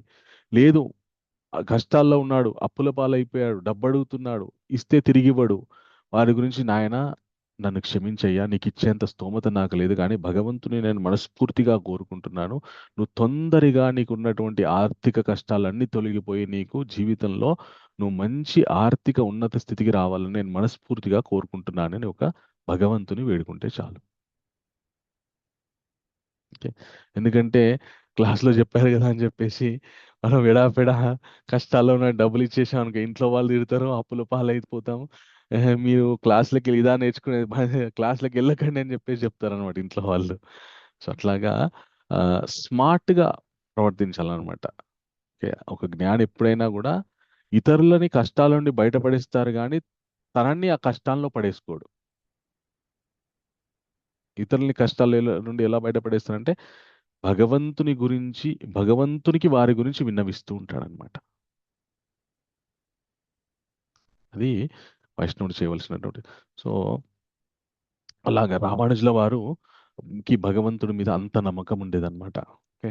సో వారు భార్యని త్యజించడం అంటే సంసార జీవితాన్ని త్యజించడం ఒక చాలా గొప్ప జ్ఞాన స్థితికి చేరుకున్న తర్వాత వారు త్యజించారనమాట. అంతే తప్ప మనము మన జీవితంలో అలాగా ఎప్పుడైనా భార్య మీరు ఈ గుడిలోకి వెళ్ళిపోయి ఉండండి అంటే మనం దాన్ని థ్యాంక్ యూ వెరీ మచ్ అని చెప్పేసి వెళ్ళిపోయామనుకోండి, మళ్ళీ అక్కడ సమస్యలు మొదలవుతాయి. మనం ఫస్ట్ ఆఫ్ ఆల్ మనం పరిశీలించుకోవాలి. మనం ఎంతకాలం ఆధ్యాత్మిక సాధన చేస్తున్నాము, నాకెంత జ్ఞానం ఉంది, ఒక ప్రతికూలమైనటువంటి పరిస్థితి ఏర్పడితే నేను ఏ విధంగా దాన్ని జ్ఞాన చక్షువుతోటి పరిష్కరించుకుంటున్నాను అని ఇది ఒకసారి మనం అనలైజ్ చేసుకోవాలి. అలాగే మనము మనకి అందుబాటులో ఉన్నటువంటి గురువు కావచ్చు, మెంటర్ కావచ్చు, గైడ్ కావచ్చు, ఆధ్యాత్మిక స్నేహితుడు కావచ్చు, వారి సలహా కూడా తీసుకొని అప్పుడు పరిశీలన చేయాలి. అలా రామానుజుల వారికి భగవంతుని మీద అంత నమ్మకం. అయితే ఈయన ఇంత భక్తితో ఉన్నారు కదా. ఓకే. మరి ఆయన జీవితం మొత్తం సుఖమయమా అంటే వీరు శ్రీరంగంలో సేవలు అందిస్తున్నారు దేవాలయానికి. ఓకే. ఎప్పుడైతే రంగనాథ స్వామికి వీరు సేవలు అందించడానికి వచ్చారో రంగనాథ స్వామి యొక్క కృప వల్ల రామానుజుల వారికి 2 గొప్ప శక్తులు వచ్చాయన్నమాట. ఏంటి అంటే ఎవరు ఎలాంటి అనారోగ్య పరిస్థితుల్లో ఉన్నా, ఏ పరిస్థితిలో ఉన్నా వారిని మళ్ళా పూర్ణ ఆరోగ్యవంతులు చేసేటటువంటి శక్తి ఒకటి. ఓకే. అలాగే ఆహ్, అందరినీ అనుగ్రహించి అందరికీ జ్ఞానం ప్రసాదించేటటువంటి శక్తిలాగా భగవంతుని కృప వల్ల వాళ్ళు గొప్ప స్థితిలో ఉన్నారు. ఇది శ్రీరంగం దేవాలయంలో వీరు ఉన్నారు కానీ వీరి ఆధ్వర్యంలో కైంకర్యాలు జరగట్లేదన్నమాట. అక్కడ మేనేజ్మెంట్ వేరే వాళ్ళు ఉన్నారు. ఓకే. వారికి రామానుజులకి పొంతన కుదరట్లేదు. మన ఆగమ శాస్త్రాల ప్రకారం భగవంతుడికి ఏ సమయానికి ఏ విధమైనటువంటి నైవేద్యాలు పెట్టాలి, ఏ విధమైనటువంటి కైంకర్యాలు చేయాలి, ఏ విధంగా భగవంతుణ్ణి మనము సేవించాలి అనేటటువంటి ఆగమాల ప్రకారం సేవలు జరగాలి. కానీ అక్కడ మన శ్రీరంగంలో ఆహ్, దానికి విరుద్ధంగా సేవలు జరుగుతున్నాయి. ఓకే. సో, అట్లా సేవలు జరిగితే ఏం జరుగుతాయంటే మనం ప్రత్యక్షంగా చూస్తున్నాం మన తెలుగు రాష్ట్రాల్లో. ఎప్పుడైతే భగవత్ కైంకర్యాలకి లోపాలు జరుగుతాయో, లోపాలతో కూడుకున్నటువంటి కైంకర్యాలు జరుగుతాయో ప్రభుత్వాలు కూడా కూలిపోతాయి. మనం ప్రత్యక్షంగా చూస్తున్నాం. సో, భగవంతునికి కైంకర్యాల్లో లోపాలు ఆగమ శాస్త్రాల ప్రకారం జరగాలి. కానీ అక్కడ జరగట్లేదు. రామానుజుల వారు దాన్ని అడ్డుకుందామని చెప్పేసి వారు ప్రయత్నిస్తున్నారు గానీ, దేవాలయం యొక్క ధర్మకర్తగా వారు లేరు. వేరే వారున్నారు. ఇప్పుడు ఆ దేవాలయం యొక్క ధర్మకర్త పొజిషన్ ఏదైతే ఉందో అది రామానుజుల వారికి రావాలి. అంటే దేవాలయం యొక్క తాళాలు రామానుజుల వారి చేతిలో ఉంటే ఇంక వారి ఆధ్వర్యంలో దేవాలయం యొక్క కైంకర్యాలు నడుస్తాయి. ఇప్పుడు ఇది రామానుజుల వారికి కష్టమైపోయింది. అయితే వారితో ఉన్నటువంటి కురత్తాల వారు ఏం చేశారంటే రామానుజుల వారికి కనుక ఈ దేవాలయం బాధ్యతలు వస్తే వారు చక్కగా స్వామి కైంకర్యాలు చేస్తారు. కాబట్టి రామానుజుల వారికి ఎలాగైనా సరే ఈ దేవాలయం యొక్క ఆధిపత్యాన్ని మనము సమకూర్చే విధంగా పాటుపడాలని చెప్పేసి వారు ఏం చేస్తారంటే ఈ అప్పటి వరకు దేవాలయం ధర్మకర్తగా ఉన్నటువంటి ఆయనకి వాళ్ళ అమ్మగారు అంటే చాలా ఇష్టం. వాళ్ళ అమ్మగారు శరీరాన్ని వదిలిపెట్టేస్తారు. ప్రతి సంవత్సరం వాళ్ళ అమ్మగారికి ఆయన ఆబ్దికం పెడుతుంటారనమాట. సంవత్సరీకం పెడుతుంటారు. అయితే ఎప్పుడైతే మన గతించినటువంటి పితరులకి వారి గతించినటువంటి తిథి రోజు ఈ ఏదైతే సంవత్సరీకం చేస్తూ ఉంటారో మన తద్దినం చేస్తూ ఉంటారో అప్పుడు కొందరు బ్రాహ్మణులను పిలిచి వారికి భోక్తలు అంటారనమాట. వారికి చక్కగా ఆతిథ్యం ఇచ్చేసి వారు తృప్తి పడే విధంగా వారికి కానుకలు ఇచ్చి భోజనం పెట్టి వారు తృప్తి పడ్డారా అని అడిగి తెలుసుకొని తృప్తి పడ్డాము అని ఎప్పుడైతే వాళ్ళు అంటారో అప్పుడు గతించినటువంటి వాళ్ళ పితరులకి ఉత్తమ గతులు దక్కుతాయని చెప్పేసి మనకి శ్రాద్ధ కర్మలలో ఎలా నిర్వహించాలని దాంట్లో ఉంది అన్నమాట. అందుకే మనము తద్దినం రోజు మనమే మనమే జరుపుకోకుండా వేరే వాళ్ళని పిలిచి వారికి భోజనం ఎందుకు పెడతామంటే వీరు తిని తృప్తి పడితే వారు అక్కడ ఉత్తమ లోకాలకి వెళ్తారనమాట. ఈ అప్పటి వరకు శ్రీరంగం దేవాలయంకి ధర్మకర్తగా ఉన్నటువంటి ఆయన యొక్క తల్లిగారి ఆబ్దికం వచ్చింది. వస్తే అప్పుడు ఈ కురత్తాల్వార్ గారు వెళ్ళారనమాట. వెళ్ళి ఆయన కూడా ఆ రోజు ఎవరైనా భోక్తగా వస్తే వాళ్ళని వద్దనకూడదు. నేను మేము పిలవలేదు, మీరు రాకండి అని అనకూడదు. దట్టు గొప్ప బ్రాహ్మణులు వైష్ణవులు వస్తే ఇంకా అసలు అనకూడదు. ఆయన కూడా ఆహ్వానించి కూర్చోబెట్టి వారికి కూడా చక్కగా భోజనం పెట్టేసి అందరితో పాటు వీరు తిన్నారు. మిగతా వాళ్ళందరూ ఒక 5 మందిని 6 మందిని పిలుస్తారనమాట భక్తులుగా. అందరూ తృప్తాహ తృప్తాహ అని చెప్పేసి తృప్తోస్మి తృప్తోస్మి, నేను తృప్తి పడ్డాను అని చెప్పారు. కానీ కూరతాల వారి గారు మాత్రం మాట్లాడట్లేదు. ఈయనకి భయం అయింది. ఏంటండి ఈయన ఇంకా ఏం చెప్పట్లేదు, ఇంకేమైనా కావాలి, ఇంకేమైనా తింటారా అంటే "ఆ, వద్దు" అని అన్నాడు. తృప్తి పడ్డారా అంటే ఆయన ఏం అనట్లేదు. ఆయనకు అర్థం కావట్లేదు, ఏంటి ఇంకేం కావాలి మీకు, ఇంకేం కావాలి మీకు, చెప్పండి, మీకు ఏది, మీరు తృప్తి పడడానికి ఏం కావాలో చెప్పండి, నేను ఇస్తానని ఆయన అన్న తర్వాత ఇప్పుడు కుర్ర తల్వార్ గారు ఏమన్నారంటే, సరే నేను తృప్తి పడడానికి మీరు ఏది అడిగినా ఇస్తారంటే ఇస్తానంటారు. సరే మీరు మాట మీద ఉండండి అని చెప్పేసి నాకు శ్రీరంగం దేవాలయం యొక్క బాధ్యతలు ఇచ్చేయండి, దేవాలయం తాళాలు ఇచ్చేయండి అని వారు అడుగుతారన్నమాట. అనగానే ఈయనకి ఇంకా ఆప్షన్ లేదు. ఇప్పుడు వద్దు అంటే అమ్మగారు నరకాది లోకాలకు వెళ్తారు. ఓకే, ఆయన ఇచ్చేస్తారు. ఇంకా దిక్కులేక ఇచ్చేస్తారు. ఇచ్చేసిన తర్వాత వారు తీసుకెళ్లి రామానుజుల వారి చేతిలో పెట్టేస్తారు. పెట్టగానే అప్పటి నుండి రామానుజుల వారు ఇంకా దేవాలయం బాధ్యతలు తీసుకుంటారు. తీసుకొని వారు ఎప్పుడైతే దేవాలయం బాధ్యతలు తీసుకున్న తర్వాత దేవాలయంలో చాలా మార్పులు చేస్తారనమాట. అది కొందరికి నచ్చదు. దేవాలయంకి వచ్చేటటువంటి ఆదాయంలో చాలా అవకతవకలు ఉంటాయి. అలా అవకతవకలు చేసినటువంటి వాళ్ళని దేవాలయం నుండి పంపించేస్తారు. ఇదంతా కూడా ఎక్స్ ధర్మకర్తకి నచ్చవన్నమాట. ఆయన ఏం చేస్తాడంటే ఒక ప్లాన్ ఇస్తాడనమాట. రామానుజుల వారిని ఇంటికి ఆహ్వానిస్తాడు భోజనానికి, ఆతిథ్యానికి. స్వామి మీరు ఈరోజు మా ఇంటికి రావాలి ఖచ్చితంగా అంటే సరే అని ఆయన రామానుజుల వారు వస్తారు. ఈ ధర్మకర్త యొక్క భార్యకి రామానుజుల వారంటే పరమభక్తి, ఈయనకి మాత్రం ద్వేషం. ఈయన ఏం చేస్తాడంటే వాళ్ళ భార్యకి చెప్పి, నువ్వు రామానుజుల వారికి పెట్టే భోజనంలో విషం కలపని చెప్తాడనమాట. ఆవిడ నన్ను చంపేయండి పర్వాలేదు, నేను కల్పన అంటుందన్నమాట. సరే ఇప్పుడు నువ్వు పెట్టలేదనుకో, నేను పెట్టేస్తా. ఏదో ఒక విధంగా రామానుజులు చావడం నాకు కావాలి.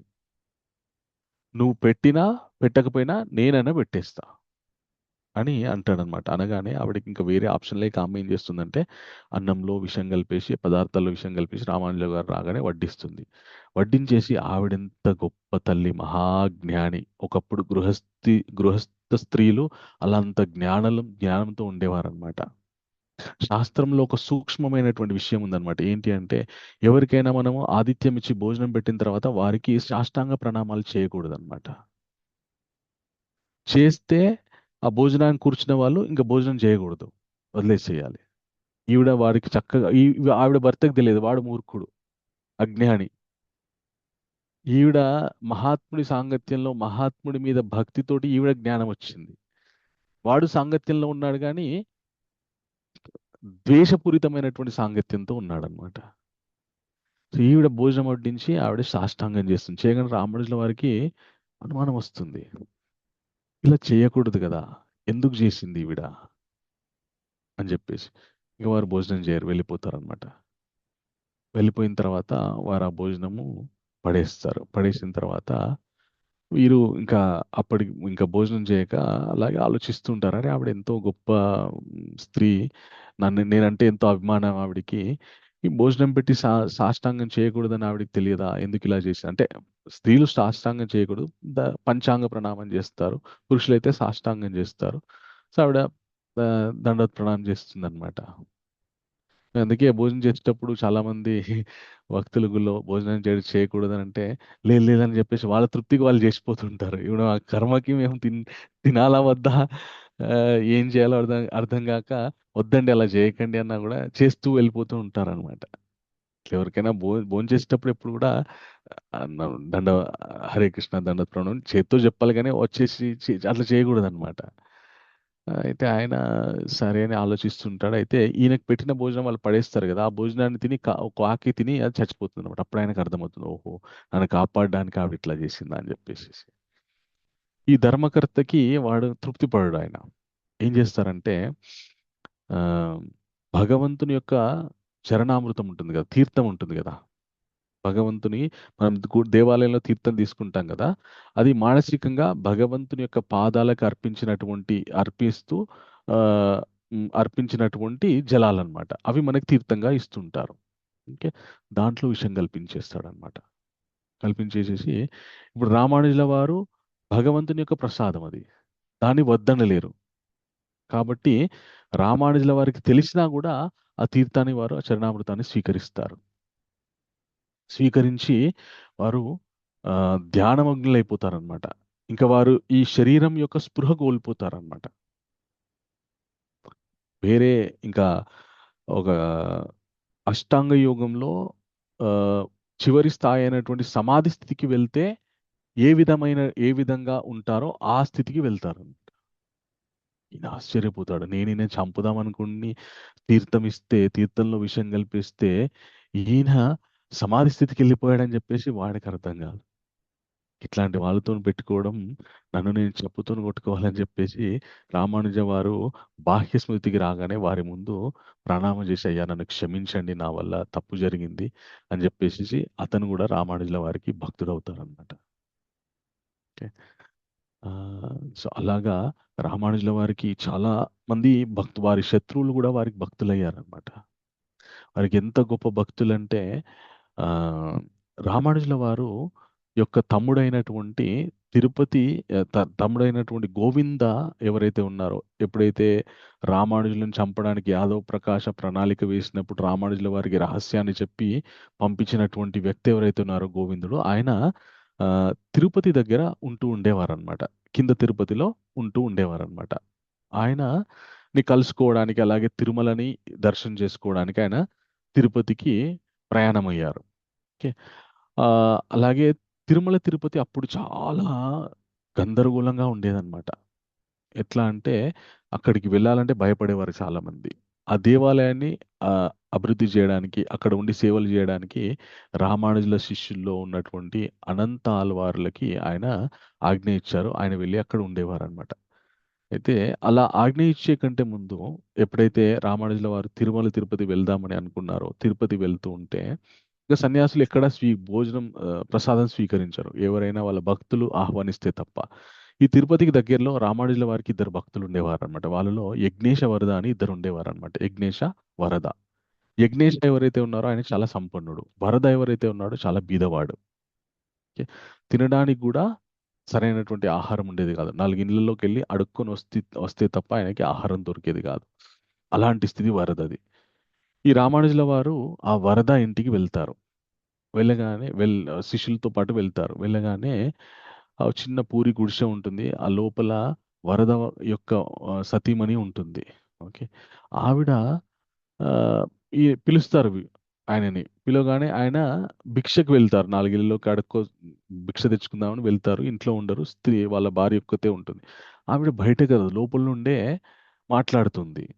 ఈ ఏమమ్మా బయటికి రావట్లేదని వీళ్ళు అనగానే ఆవిడ చప్పట్లు కొట్టి ఇలాగా చేతు బయటికి పెడుతుందన్నమాట. అప్పుడు రామానుజుల వారికి అర్థమవుతుంది. అర్థమవగానే ఆయన ఏం చేస్తారంటే ఆయన ఒంటి మీద ఉన్నటువంటి ఉత్తరీయం తీసి ఆవిడకి ఇస్తారు. ఆవిడ బట్టలు చిరిగిపోయి ఉంటాయి అన్నమాట. ఎంత దీనస్థితి అంటే ఆ చిరిగిపోయిన స్థితిలో శరీరంలో అక్కడక్కడ చిరిగిపోయి అవయవాలు కనిపించేంత దీనస్థితిలో ఉంటారనమాట. ఆవిడ రామానుజులు ఇచ్చినటువంటి ఆ ఉత్తరీయం కప్పుకొని బయటకు వస్తుంది. వచ్చి చెప్తుంది, మా ఆయన భిక్షకి వెళ్ళిపోయారు, దయచేసి మీరు ఉండండి, మీరు వచ్చారంటే ఆయన ఎంతో సంతోషపడతారు, మీ రాక గురించి, మీ దర్శనం గురించి ఆయన ఎంతో పరితపిస్తూ ఉంటారు, దయచేసి ఉండండి, నేను మీకు ఏ విధంగా మీకు ఆతిథ్యం ఇవ్వాలో మేము అవన్నీ సమకూరుస్తామని చెప్పేసి మీరు ఉండండి, మీకు చక్కటి ఆతిథ్యాన్ని ఏర్పాటు చేస్తామని చెప్పేసి వారిని వాళ్ళ ఇంట్లో ఉండమని చెప్తుంది. అప్పటికి భోజనం ఏర్పాటు చేద్దామని. వీళ్ళ ఇంట్లో తినడానికి లేవు.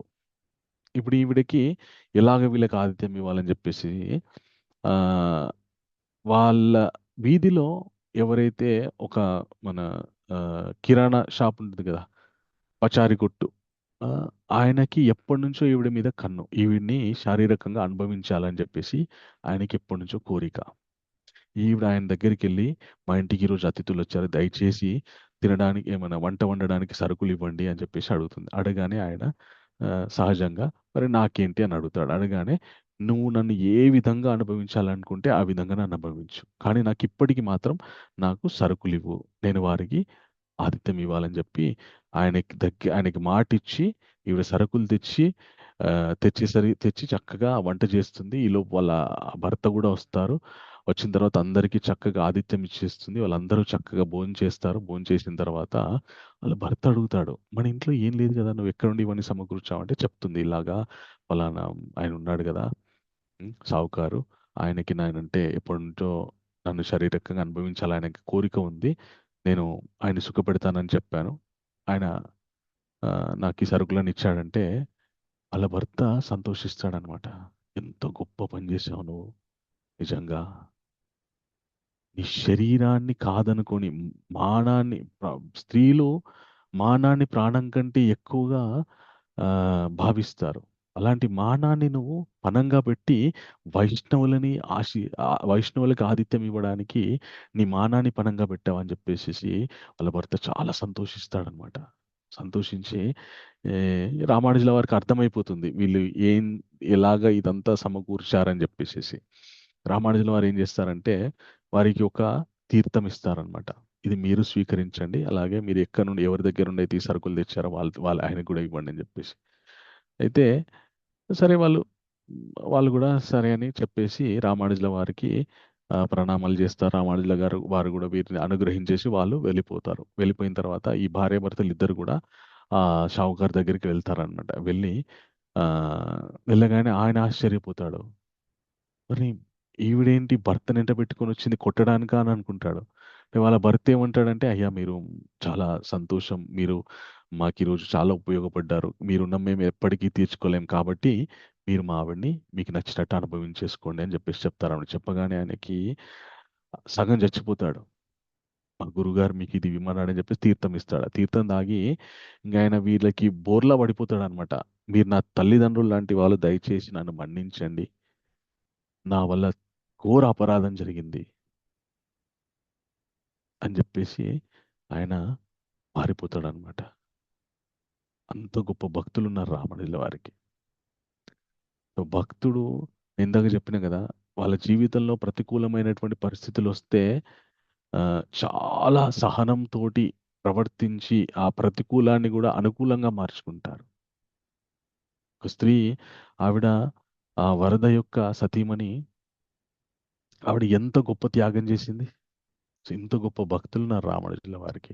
అండ్ రామానుజుల వారు వారి భక్తులు చేసినటువంటి త్యాగాల్ని వారు గుర్తించి వారికి ఎలాంటి ఆపదలు రాకుండా వారిని ఎప్పటికీ కూడా కాపాడుతుండేవారు అనమాట.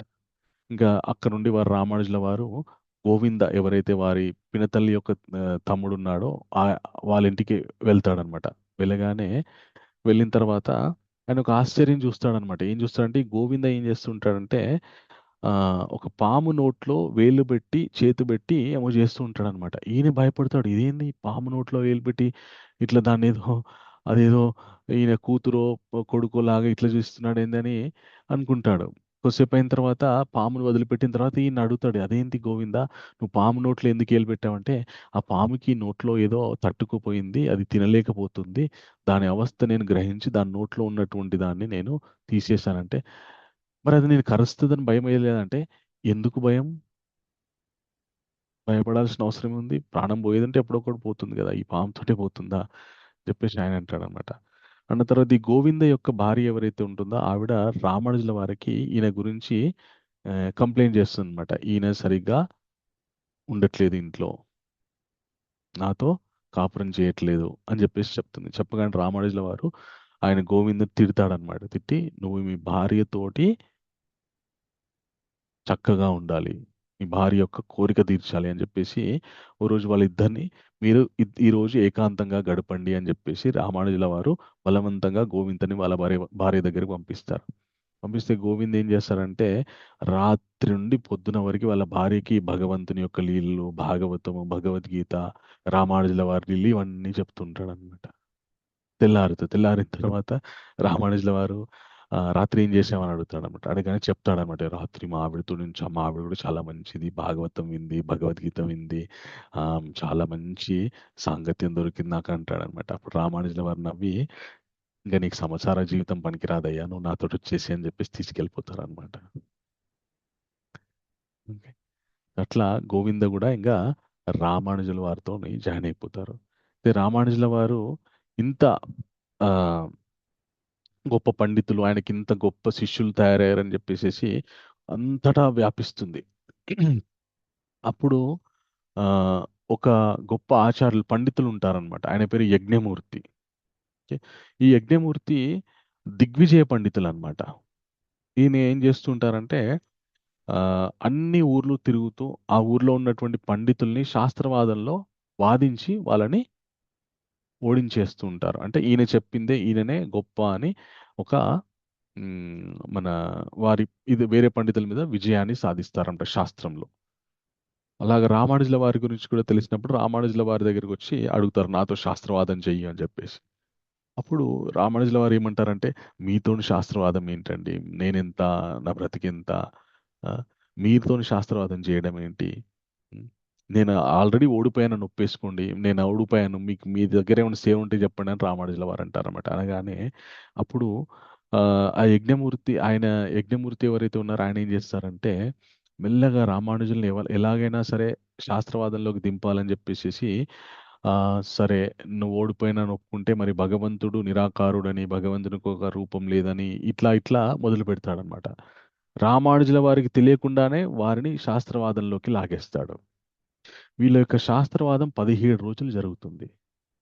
ఇద్దరు నేనా నేనా అన్నట్టు వాదించుకుంటూ ఉంటారు. రామానుజుల వారికి ఎలాగా ఈయనని ఓడించేయాలి అని చెప్పేసి ఆయన అనుకుంటుంటే ఆ రోజు ఆయనకి కల వస్తుందన్నమాట. భగవంతుడు కలలో సాక్షాత్కరించి, ఏం పర్లేదు, రేపు నువ్వెవరో ఆయనకు తెలిసిపోతుంది, ఆయన మూసుకొని వెళ్ళిపోతాడని చెప్పేసి చెప్తాడు భగవంతుడు. ఆ మరుసటి రోజు రామానుజుల వారు శాస్త్రవాదానికి వెళ్ళంగానే కొద్దిసేపు మాట్లాడగానే ఆ యజ్ఞమూర్తికి ఈయనెవరో అర్థమైపోతుంది. అర్థమైపోగానే ఆయన వెంటనే ఈయనకి ప్రణామం చేసి, నాయన నీతో నేను వాదించలేను, నేను ఓడిపోయానని చెప్పేసి ఆయన స్వతహాగా ఒప్పుకొని ఆయన వెళ్ళిపోతారనమాట. ఓకే. వెళ్ళిపోయిన తర్వాత రామానుజుల వారు వారి గురువుకి ఇచ్చినటువంటి ఇంకొక ముఖ్యమ ప్రమాణం ఏదైతే ఉందో అదేంటి అంటే, వేదాంత సూత్రాలకి భాష్యం రాయాలి. ఓకే. ఆ వేదాంత సూత్రాలకి భాష్యం రాయనంత వరకు ఆ సాంప్రదాయం ప్రామాణికంగా నిర్ణయించబడదు, ప్రామాణికంగా పరిగణించబడదు అనమాట. ఇప్పుడు ఈ వేదాంత సూత్రాలకి భాష్యం రాయాలంటే ఎలా అని చెప్పేసి, ఆ వేదాంత సూత్రాలు ఇప్పుడంటే మనకి అన్ని బుక్స్ ఎక్కడంటే అక్కడ ఎన్నంటే అని, ఎంత అంటే అంత అవైలబుల్గా ఉంటాయి. కానీ అప్పట్లో అట్లా కాదు. ఏదైనా పుస్తకం మనకు కావాలంటే అది ఎవరి దగ్గర ఉందో వాళ్ళ దగ్గరికి వెళ్ళి దాన్ని వాళ్ళు అనుమతిస్తే చూసి దాన్ని మళ్ళీ మనం ఒక తాళపత్రాల మీద రాసుకోవడం, ఇంకా దేని మీద రాసుకోవడం, రాసుకుంటే మన దగ్గర ఒక కాపీ ఉంటుంది. అట్లా ఉండేదన్నమాట. సో ఈ వేదాంత సూత్రాలు, వ్యాస భగవాన్ రచించినటువంటి వేదాంత సూత్రాలు ఏవైతే ఉన్నాయో అవి కాశ్మీర్లో ఉన్నటువంటి సరస్వతి పీఠం, శంకరాచార్యుల వారు స్థాపించినటువంటి సరస్వతి పీఠం ఏదైతే ఉందో ఆ సరస్వతి పీఠంలో బోధాయన ఋషి అనేటటువంటి వారి దగ్గర మాత్రమే ఉన్నాయి, ఇంకెక్కడ లేవు. ఈ రామానుజుల వారు ఏం చేస్తారంటే తన శిష్యుడైనటువంటి కురత్తాల వారిని తీసుకొని ఆ సరస్వతి పీఠానికి ప్రయాణమై అక్కడికి చేరుకుంటారు. చేరుకోగానే వారు కూడా రామానుజుల వారిని చక్కగా ఆహ్వానిస్తారు. వారికి కూడా రామానుజుల వారి గురించి తెలిసి గొప్ప యతీంద్రులీని అని చెప్పేసి వారిని కూడా సాదరంగా ఆహ్వానిస్తారు. వారికి చక్కటి ఆతిథ్యాన్ని ఇస్తారు. ఇచ్చిన తర్వాత ఏం కావాలి మీకు, మేము ఏ విధంగా సేవ చేయగలమని అడుగుతారనమాట. అడగగానే వాళ్ళే రామానుజుల వారు ఏమంటారంటే, మీ దగ్గర ఉన్నటువంటి వేదాంత సూత్రాల యొక్క ప్రతీక కాపీ నాకు ఇవ్వండి, నేను కూడా వాటికి భాష్యం రాస్తానని చెప్పేసి అంటారనమాట. అనగానే వాళ్ళు భయపడిపోతారు. ఎందుకంటే ఆ సరస్వతి పీఠం అద్వైత సిద్ధాంతానికి చెందినటువంటిది. ఇప్పుడు వాళ్ళు ఏమనుకుంటారంటే, ఈ వేదాంత సూత్రాలు ఈయనకి ఇస్తే ఈయన విశిష్ట అద్వైత సిద్ధాంతం ప్రకారము వాటికి భాష్యాల్ని రచిస్తారు. అప్పుడు గందరగోళం అయిపోతుంది. ఆల్రెడీ అద్వైత సిద్ధాంతం ప్రకారం ఈ సూత్రాలని మనము ఆ రచించడం ఇక్కడ మన దగ్గర ఉన్నటువంటి రచనలు అద్వైత సిద్ధాంతం ప్రకారం ఉన్నాయి. ఇప్పుడు ఈ సూత్రాలు ఆయనకిస్తే ఆయన విశిష్ట అద్వైత సూత్రాల ప్రకారం సిద్ధాంతం ప్రకారం రాస్తాడని వాళ్ళు మేము ఇవ్వమంటారనమాట. అంటే దాని అర్థం ఏంటంటే, అద్వైత సిద్ధాంతం ప్రకారం రచించడం అంటే అద్వైత సిద్ధాంతం ప్రకారం జీవుడు దేవుడు, జీవో బ్రహ్మైవన పర, ఆ పరబ్రహ్మానికి జీవునికి ఎలాంటి భేదం లేదు అనేటువంటిది అద్వైత సిద్ధాంతం. విశిష్ట అద్వైత సిద్ధాంతం ఏంటి అంటే, జీవుడు దేవుడు సనాతనులు అయినప్పటికీ కూడా గుణాల అనుగుణంగా వేరు వేరు, భగవంతుడికి దేవుడికి ఉన్నన్ని గుణాలు జీవుడికి లేవు, కాబట్టి భేదం ఉంది అనేటువంటిది, జీవుడు ఎప్పుడు భగవంతుడికి దాసుడే అనేటువంటి సిద్ధాంతం విశిష్టాద్వైతం. ఓకే. సో ఇలాగా మళ్ళా ఆయనకిస్తే, ఆయన సిద్ధాంత ప్రకారం రాస్తే మళ్ళీ మనకి ఎక్కడ పోటీగా వస్తుందని వాళ్ళు మేము ఇవ్వమంటారు.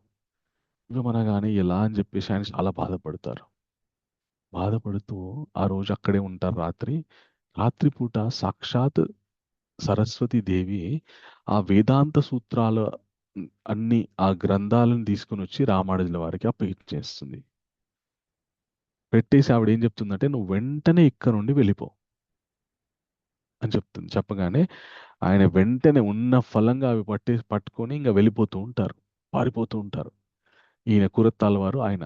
అంటే ఈ విషయము ఆ బోధాయన ఋషి శిష్యులకి తెలుస్తుంది. వారు వీరిని వెంబడిస్తూ ఉంటారు. ఇప్పుడంటే బస్సో ట్రైనో ఫ్లైటో ఎక్కొచ్చు. అప్పుడు కాలినడక లేదంటే ఏదైనా గుర్రాలు అవి ఇవి. వీళ్ళ గుర్రాలు అందుబాటులో లేవు, కాలినడక కాబట్టి వీళ్ళు నడుస్తూ వస్తున్నారు. రాత్రి అయితే ఓ దగ్గర ఆగుతున్నారు, మళ్ళీ తెల్లవారితే మళ్ళీ వెంటనే వెళ్ళిపోతున్నారు అన్నమాట. ఇలాగ 4-5 రోజులు ప్రయాణం చేసిన తర్వాత ఓ రోజు ఈ బోధాయన ఋషి శిష్యులు పట్టేసుకుంటారు వీళ్ళని. పట్టేసుకొని, ఈ గ్రంథాలు మావి, మీరు దొంగలని చెప్పేసి వారి దగ్గర నుంచి బలవంతంగా లాగేసుకుంటారు. అప్పుడు రామానుజుల వారు చాలా గుండె పగిలినంత పని అయిపోతుంది వారికి. ఎందుకంటే గురువుకి ఇచ్చిన రెండో ఆ వాగ్దానం ఏదైతే ఉందో, భాష్యాలు, వేదాంత సూత్రాలకి భాష్యం రచించాలనేటువంటిది, అది నెరవేర్చలేకపోయాను నేనని చెప్పేసి. అప్పుడు తన శిష్యుడైనటువంటి కురత్తాల వారు ఏం చేస్తారంటే, అలా ఉండాలన్నమాట శిష్యుడు అంటే. ఆయన ఏమంటారంటే, ఎందుకు బాధపడుతున్నారు స్వామి, మీరు వాళ్ళు వేదాంత సూత్రాలు మన దగ్గర నుండి ఆ పత్రాలు తీసుకొని వెళ్ళిపోవచ్చు, కానీ అందులో ఏ సూత్రం ఏ సూత్రం ఎలా ఉంది, ఎన్ని సూత్రాలు ఉన్నాయి, ఏమేమి సూత్రాలు, అవన్నీ నేను ప్రతిరోజు రాత్రిపూట మనం పడుకున్నప్పుడు, మీ నిద్రకి ఉపక్రమించినప్పుడు నేను పడుకోకుండా వాటన్నిటిని కంఠస్థం చేసి పడేశాను. ఆ సూత్రాలు నేను మీకు చెప్తాను అంటే, ఆయన బైహార్ట్ చేశాడనమాట సూత్రాలన్నీ. నేను ఆ సూత్రాలన్నీ మీకు చెప్పేస్తాను, మీరు వాటికి భాష్యం రాయండి అని చెప్తాడు. అప్పుడు రామానుజుల వారు అమ్మయ్య అనుకుంటారు అనమాట. అలాగా కురుత్తాల వారి సూత్రాలు చెప్తారు, ఈయన ఆ సూత్రాలకి భాష్యం రాసేస్తారనమాట. అలాగా రామానుజుల వారి యొక్క వారి గురువుకి ఇచ్చినటువంటి రెండవ వాగ్దానం ఏదైతుందో అది తీరిపోయిందనమాట. ఇంకా ఎప్పుడైతే భాష్యాలు రచించారో వేదాంత సూత్రాలకి, ఇంకా అది అత్యంత ప్రామాణికమైనటువంటి సిద్ధాంతము, మతం. ఇంకా ఆ సాంప్రదాయాన్ని వేలెత్తి చూపించే ఎవరు కూడా వేలెత్తి చూపించలేరు, ఎందుకంటే వేదాంత సూత్రాలకి వాళ్ళు కూడా భాష్యం రాశారు కాబట్టి. ఇంకా తర్వాత రామానుజుల వారు విశిష్టాద్వైత సిద్ధాంతాన్ని స్థాపించడానికి వారు కూడా భారతదేశం అంతటా పర్యటిస్తూ అందరితో శాస్త్రవాదం చేస్తూ ఉండేవారు అనమాట. రామానుజుల వారు ఎంతో జ్ఞాని అయినప్పటికీ కూడా వారు ఎన్నో దేవాలయాల్లో మళ్ళీ విశిష్టాద్వైత సిద్ధాంతం ప్రకారం కైంకర్యాలు మొదలుపెట్టారు. విశిష్టాద్వైత సిద్ధాంతం ప్రకారం కైంకర్యాలు అంటే ఏంటి అంటే, మనము వైష్ణవాలయాలకు వెళ్ళామనుకోండి, వెంకటేశ్వర స్వామి దేవాలయం కానీ ఏదైనా మన ముఖ్యమైనటువంటి వైష్ణవ దేవాలయాలకు వెళ్తే అక్కడ ఊర్ధ్వపుండ్రాలు ధరించి తమిళంలో స్వామిని స్తుతిస్తూ ఉంటారు. ఓకే. సో ఏ దేవాలయంలో అయితే తమిళంలో, ఏ విష్ణు ఆలయంలో అయితే తమిళంలో స్వామిని స్తుతిస్తూ ఉంటారో ఆ దేవాలయము విశిష్టాద్వైత సిద్ధాంతం ప్రకారం నడపబడుతుంది అని మనము అనుకోవచ్చు.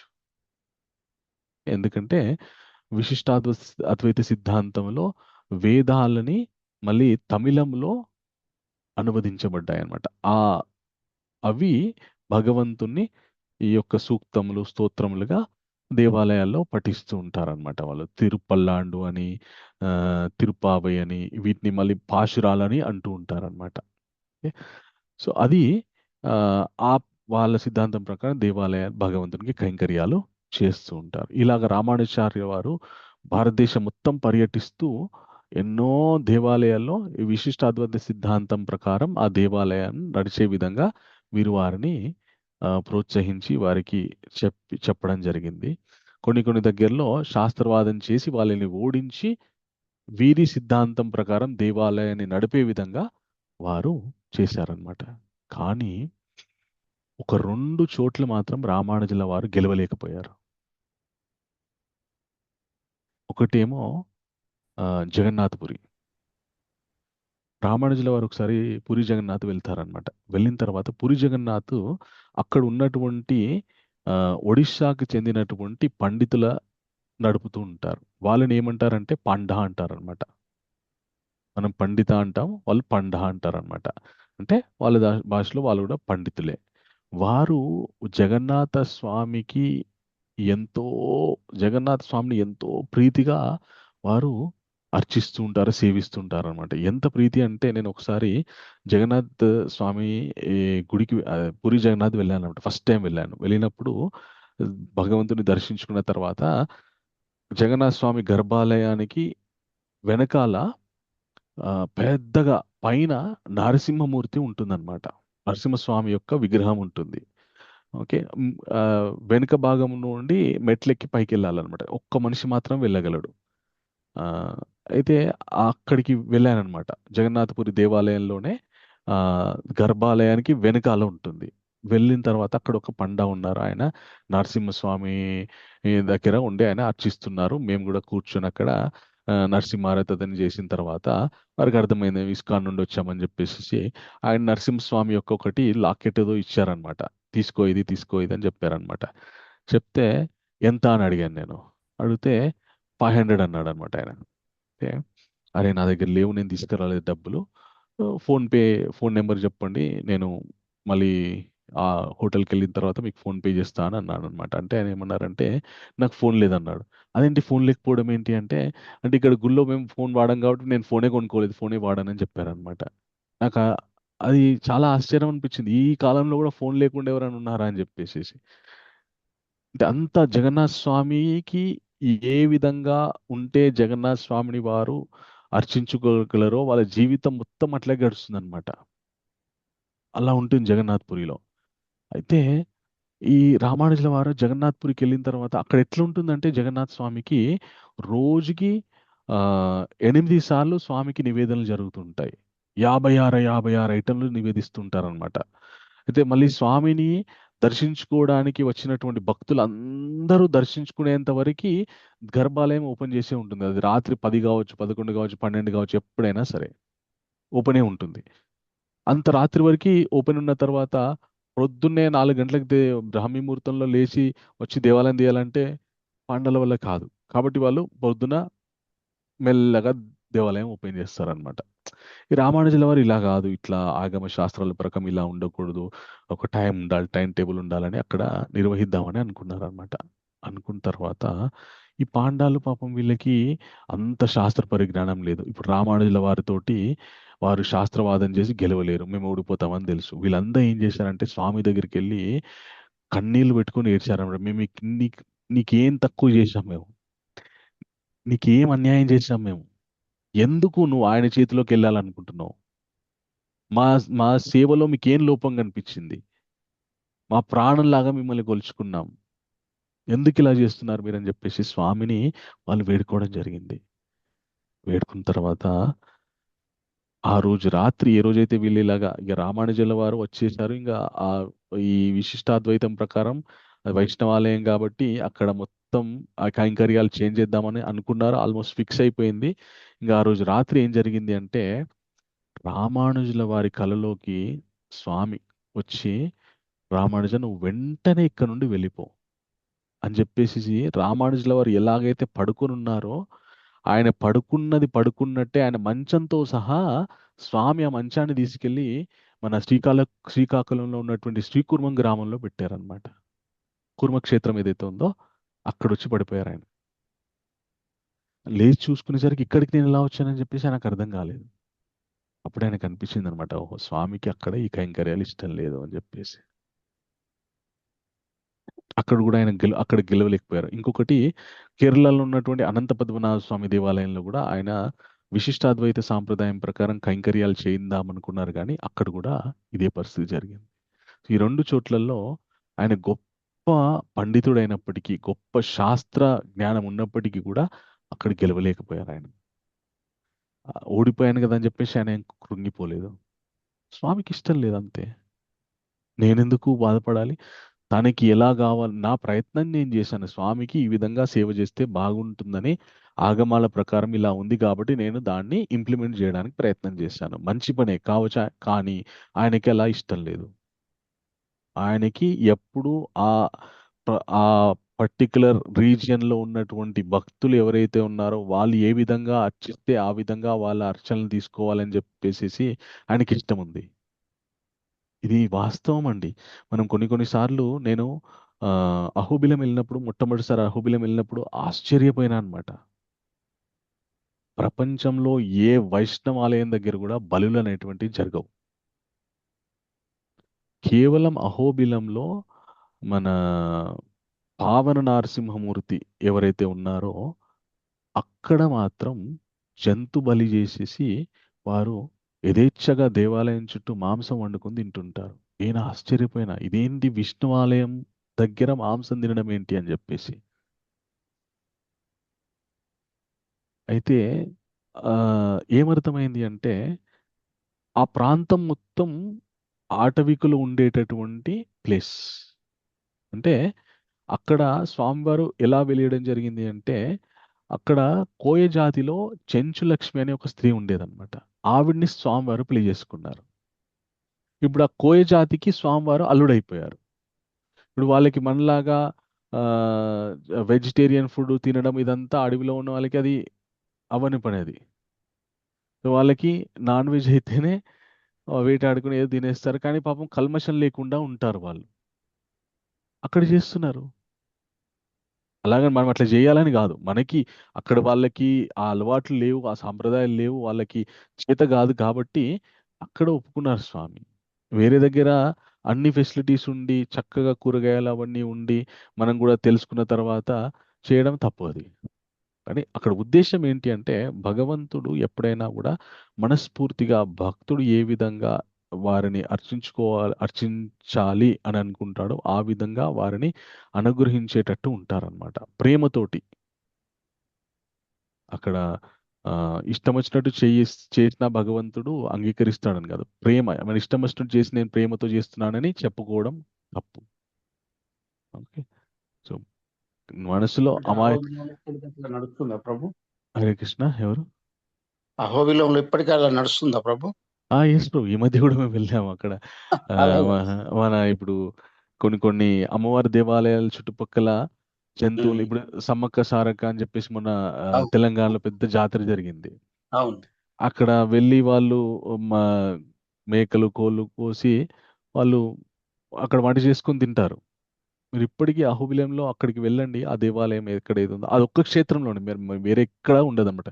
అది అక్కడికి వెళ్ళాలంటే కూడా చాలా కష్టం. నల్లమల్ల అడవుల్లో 30 కిలోమీటర్లు అడవిలో ప్రయాణిస్తే తప్ప వెళ్ళలేము. అక్కడ పొరపాటున మన 2 విధాలుగా వెళ్ళొచ్చు. ఒకటేమో ఒక సైడ్ నుండి దాదాపు 10-1500 మెట్లు ఉంటాయి, అవి ఎక్కి వెళ్ళాలి.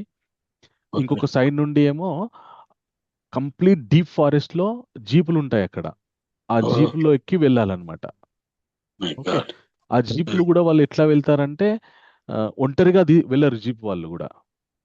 ఇక్కడ వాళ్ళు వెళ్తుంటే వెనకాల ఇంకొక 2-3 జీపులు వస్తుంటేనే అందరు కలిసి వెళ్తారనమాట. ఒక్కరే అయిపోయారు. హరే కృష్ణ మాతాజీ. పెద్ద హోబులమా ప్రభుజీ మీరు వెళ్ళింది? క్రూరము సింహాలు పులిలు అక్కడ ఉంటాయి అన్నమాట. ఓకే, అందు గురించి అని ఒంటరిగా వెళ్ళరు అక్కడికి. మనం కారు తీసుకొని వెళ్తామంటే రానివ్వరు. అక్కడ ఉన్నటువంటి ఎక్స్పీరియన్స్ డ్రైవర్ల జీప్లలో ఎక్కితేనే వాళ్ళు అలౌ చేస్తారు. వాళ్ళు కూడా కలిసికట్టుగా వెళ్తారన్నమాట. ఎవరన్నా ఒక్క డ్రైవర్ జీప్ అక్కడ ఆగిపోయింది మధ్యలో అరణ్యంలో ఉంటే అందరు ఆపేస్తారు. ప్రభుజీ వెళ్ళాం మా ప్రభుజీ, మేము 4 years బ్యాక్ వెళ్ళాం ప్రభుజీ. సో అక్కడ ఇక అది అటవీ ప్రాంతం కాబట్టి ఆటవికులు ఉంటారు కాబట్టి అక్కడ వాళ్ళు అట్లా చేస్తున్నారు,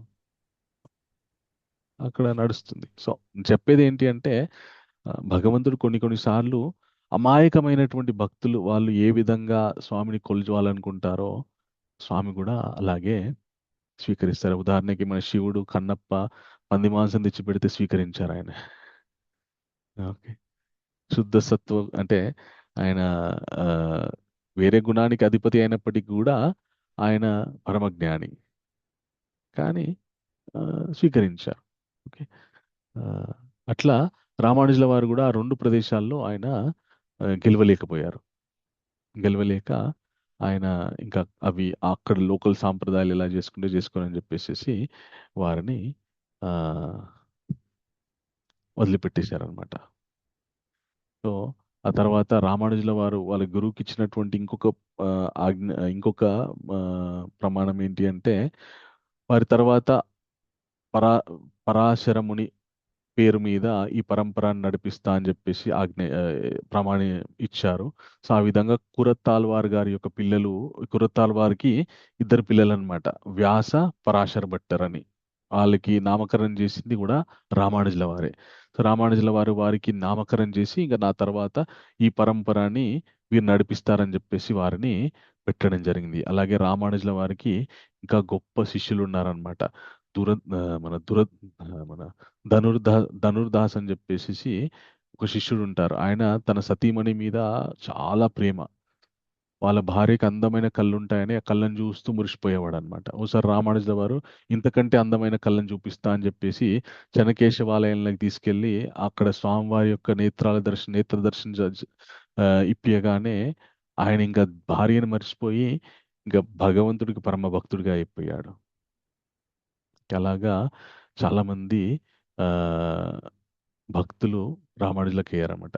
అయితే ఇంకొక 2-3 లీలలు ఉన్నాయి రామానుజుల వారి, చాలా ఆ, అద్భుతమైనటువంటి లీలలు. ఇప్పటికే సమయం 9:35 అయింది. ఇంకా ఈ లీలలు వారు ఎలాగ శరీరాన్ని వదిలిపెట్టారో ఈ విషయాలు ఉన్నాయి. ఇవి క్షమించండి, నేను చాలా సమయం తీసుకున్నాను, కావాలనే తీసుకున్నాను. ఎందుకంటే మనము ఒక మహాత్ముడి చరిత్ర తీసుకున్నప్పుడు వారు ఇలా చేశారు, వాళ్ళు అలా చేశారు అని చెప్పుకోవచ్చు, అదొక కథలాగా. కానీ దానివల్ల పెద్ద ఉపయోగం ఏం లేదండి. అది ఆ ఎందుకు చేశారో, ఎందుకు అలా ప్రవర్తించారో, దాని నుండి మనం ఏం నేర్చుకోవాలి, మన జీవితానికి ఎలాగ అన్వయపరుచుకోవాలి అని తెలుసుకుంటే అప్పుడు మనకు ప్రయోజనం కలుగుతుంది. మీరు మీకు ఎంతమందికి చాలా ఇన్స్పిరేషన్గా అనిపించిందో కానీ నాకు నేను ఒక విధంగా చెప్పాలంటే మ్, గత 5-6 సంవత్సరాలుగా మేము ఈ ఆన్లైన్ క్లాసెస్ జరుపుతున్నాం అనమాట. సో మొట్టమొదట ఆ, నేను క్లాసెస్ చెప్పకపోయేవాడిని. గోవర్ధన్ ప్రభు వీళ్ళే చూసుకునేవారు. నేను ఎందుకంటే నా జాబ్ టైమింగ్స్ వేరే ఉండేవి, నైట్ షిఫ్ట్ ఉండేది, నాకు వీలయ్యేది కాదు. రోజు మేము శ్రీరంగం వెళ్తుంటే అప్పటికే రామానుజుల వారి గురించి నాకు చాలా, వారి చరిత్ర తెలుసుకొని చాలా ఇన్స్పైర్ అయ్యాను అనమాట నేను. చాలా అద్భుతంగా అనిపించి ఈ గోవర్ధన్ ప్రభు వాళ్ళకి చెప్పడం జరిగింది, ఇట్లా ఉంటుంది, మనం శ్రీరంగం వెళ్తున్నాం కదా. ఈ 2020లో రామానుజుల వారు ఇలా ఇలా అని రామానుజుల వారి చరిత్ర చెప్పడం జరిగింది అనమాట. వాళ్ళు చాలా అరే బాగా చెప్తున్నారు మీరు అని చెప్పేసి ఓ రోజు క్లాస్లో కూడా చెప్పమని చెప్పారు అనమాట. సో అట్లా నేను చెప్పడం, ఇలా ఆన్లైన్లో ప్రవచనాలు చెప్పడము రామానుజుల వారి చరిత్ర చెప్పడంతో మొదలు పెట్టాను అనమాట. అందుకే వారంటే ఒక వారి చరిత్రలో ఉన్నటువంటి అన్ని ఘట్టాలు ఎప్పటికీ నేను గుర్తు చేసుకుంటూ ఉంటానన్నమాట. ఎందుకంటే వారు డైరెక్ట్గా సన్యాసులు అవ్వలేదు. ఓకే. చాలా ఆ, ఆర్థిక ఇబ్బందులతో ఉన్నటువంటి బాల్యాన్ని అనుభవించారు. ఆ తర్వాత చాలా ప్రతికూలమైనటువంటి పరిస్థితుల్లో ఉన్నటువంటి ఆ, గురు సాంగత్యంలో అభ్యాసం చేశారు. తర్వాత ఇంకా ప్రతికూలమైనటువంటి సంసార జీవితాన్ని గడిపారు. ఓకే. ఆ తర్వాత పోనీ అవన్నీ తట్టుకొని మళ్ళీ పరమ భక్తుడైపోయి సన్యాసించిన తర్వాత నన్న కాలం అనుకూలిస్తుందా అంటే అప్పుడు కూడా 2 సార్లు ఆయన చంపాలని హత్యా ప్రయత్నం. ఓకే. సో మనం ఏమనుకుంటామంటే భక్తుడి జీవితంలో భక్తి చేయడం మొదలు పెడితే అన్నీ అనుకూలిస్తాయి, అన్నీ అనుకూలిస్తాయి అంటే ఖచ్చితంగా అనుకూలిస్తాయి. కానీ మన యొక్క జ్ఞానాన్ని బట్టి మనకి పరిస్థితులు అనుకూలిస్తాయి అనే విషయం మనం మర్చిపోతాం అనమాట. ఉదాహరణకి మనకి ఆ, చ- ఎండలో నడుస్తున్నాం అనుకోండి చెప్పులు లేకుండా. ఓకే. మనకి కొంత మేరకి మనకి ఆ, ఏదంటే ల్- ఎవరో పక్కింటి వాళ్ళ ఇంటికో ఎవరింటికో మనకి మన పక్కింటి వాళ్ళ ఇంట్లోకి చిన్నప్పటి స్నేహితుడు ఎవడో వచ్చాడు. ఓకే. వచ్చాడని తెలియగానే మనం ఏం చేస్తామంటే అరే వచ్చాడు వాడని చెప్పేసి పరిగెత్తుకుంటూ వెళ్ళిపోతాం అనమాట. అప్పుడు అక్కడ ఎండుందా, రాళ్ళు ఉన్నాయా, కాలుతాయా, ఇవేం పట్టించుకోం. దన్నని వెళ్ళిపోయి అరే ఇప్పుడు వచ్చావురా అది ఇది అని చెప్పేసి మాట్లాడి కొద్దిసేపు టైం స్పెండ్ చేస్తాం. అదే పక్కింటికి స్నేహితులు లేడు, ఎవడు లేడు, ఆ, ఆ, ఎందుకో వెళ్ళాల్సి వచ్చింది. మనకు అప్పుడు అన్నీ గుర్తొస్తాయి అన్నమాట. అబ్బా ఇప్పుడు ఎండలు వెళ్ళాలా, కాలు కాలుతాయి, చెప్పులు లేవు, ఆ, ఇప్పుడు అంతసేపు అక్కడ ఉండాలా, అన్నీ గుర్తొస్తాయి. సో ఒక ఇష్టమైనటువంటి వ్యక్తిని కలుసుకోవడానికి వెళ్ళినప్పుడు గుర్తురాని కష్టాలు ఇప్పుడు ఎందుకు గుర్తుకొచ్చాయి? ఇష్టం అనేటటువంటి అంశం లేనప్పుడు అప్పుడు మనకు అన్ని కష్టాలు గుర్తొస్తాయి. అలాగే భగవంతుడు మనకి ఇష్టమయ్యాడు అనుకోండి, ఆయనని చేరుకునే క్రమంలో ఎన్ని ఇబ్బందులున్నా కూడా కేర్ చెయ్యం మనం, పట్టించుకోము. పర్లేదులే పర్లేదులే అని ఉంటాం అనమాట. ఓకే. సో ఆయన మీద ఇష్టం లేదనుకోండి, ప్రతిదీ కష్టమే. అబ్బా ఇన్ని మాలలు చేయాలా, 16 ఎందుకండి, 2 చేస్తే కాదా, 4 చేస్తే చాలు, అర్ధగంట, ఇంతకంటే ఎక్కువ ఎవరు చేస్తారు, ఇంత అవసరమా అని అన్నీ కష్టమే అన్నమాట. అబ్బా ఇంత 4 చంపుకుని బ్రతకాలా, ఈ అందరు తినట్లేదా, ఇన్ని వినాలా, ఇంత తెలుసుకోవాలా, ఇవన్నీ కష్టాలే అన్నమాట. ఎందుకంటే ఇష్టం అనే అంశం లేదు అక్కడ. పోనీ మనం ఎవరిదైతే ఇష్టమో ఏ ఏ ఇష్టాల గురించి వీటిని ఈ ఆధ్యాత్మిక విషయాల్ని కష్టాలుగా భావిస్తున్నామో ఆ ఇష్టాలు మనల్ని ఎప్పటికీ సుఖంగా ఉంచుతాయంటే నమ్మకం లేదు. ఏహి సంస్పర్శాభోగ దుఃఖయోన్య ఏవతే ఆది అంతవంత కౌంతేయ నతీశ్వరమ తేబుద. భగవంతుడే సృష్టించిన వాడే సృష్టి యొక్క రహస్యం చెప్పాడు. నువ్వు ఏ భౌతిక సంతోషాన్ని పట్టుకున్నా నేను అది సుఖపెట్టదు. అది అది అది ఉద్భవించడమే దుఃఖంలో నుండి ఉద్భవించింది. నేను ఎట్లా సుఖపెడుతుంది అది తాత్కాలికమైనది. అని భగవంతుడే చెప్పారు. సో జ్ఞానాన్ని బట్టి, మనకున్నటువంటి జ్ఞానాన్ని బట్టి కష్టాలు అనేటువంటివి పెద్దవా చిన్నవా, అవి పెద్దగా కనిపించడమా లేకపోతే చాలా చిన్నగా కనిపించడమా జరుగుతుంది. సో రామానుజుల వారి జీవితాన్ని పరిశీలిస్తే కూడా వారికి ఉన్నటువంటి జ్ఞానం వల్ల వారికి ఉన్నటువంటి పరమ దారుణమైనటువంటి భయంకరమైనటువంటి ఆపదలు కూడా చాలా కష్టాలైనప్పటికీ కూడా చాలా చాలా చాలా చిన్నగా అనిపించాయి. వాటిని వారు చాలా సునాయాసంగా పడగలిగారు. ఇప్పుడు నేను ఇంకా 2-3 లీలలు ఉన్నాయని చెప్పాను కదా, అవి కూడా చాలా అద్భుతమైనటువంటి ఆపదలే అన్నమాట. ఓకే. ఓకే. సో అది ఆ సో అందు గురించనే కొంత సమయం పడుతుంది కాబట్టి నేను ఆలోచిస్తున్నాను ఎట్లా అని చెప్పేసి మళ్ళీ ఇంకో రోజు కవర్ చేయాలని. సాగదీస్తున్నా అని అనుకోకండి దయచేసి. కానీ అంత మహాత్ముని చరిత్రలోని మనం ఏం తెలుసుకోవాలో చెప్పకుండా కేవలం లొడలొడ చెప్పేస్తే పెద్ద మనం దానికి ఏముందని యూట్యూబ్లో కూడా చెప్పేస్తారు. ఇస్కాన్ లో దొరుకుతాయా ప్రభు ఈ బుక్? అప్డేట్ చేశాను ప్రభుజీ. ఇస్కాన్ లో దొరుకుతుందా ప్రభు ఈ బుక్? రామానుజుల వారి చరిత్ర దొరుకుతుంది ప్రభు, ట్రై చేయండి. దొరుకుతుందా? తీసుకోవాలి. ఏమంటారు ప్రభు నరసింహ ప్రభు? 2-3 కదా ప్రభుజీ, అయిపోతుంది. ఎంతమందికి? హరే కృష్ణ ప్రభుజీ, హరే కృష్ణ ప్రభుజీ, హరే కృష్ణ ప్రభుజీ. ప్రభుజీ నన్ను సరే నేను ప్రభు ఇంకో రోజు తీసుకుంటా, ఎందుకంటే ఇంకా కొంచెం ఇంకా ఎక్కువ చెప్పవచ్చు ప్రభు. ఆ 2-3 నిమిషాల్లో క్లుప్తంగా చెప్పేస్తే బాగోదు కదా ప్రభు. నా ఆలోచన ప్రభుజీ, మీ ఇష్టం. ఇంక తర్వాత ఓకే. ఇంకా బాగా చెప్తారని చెప్పి. ఎంతమందికి చెప్పేయాలనుంది, ఎంతమందికి తర్వాత హ్యాండ్ రేస్? హరే కృష్ణ ప్రభుజీ.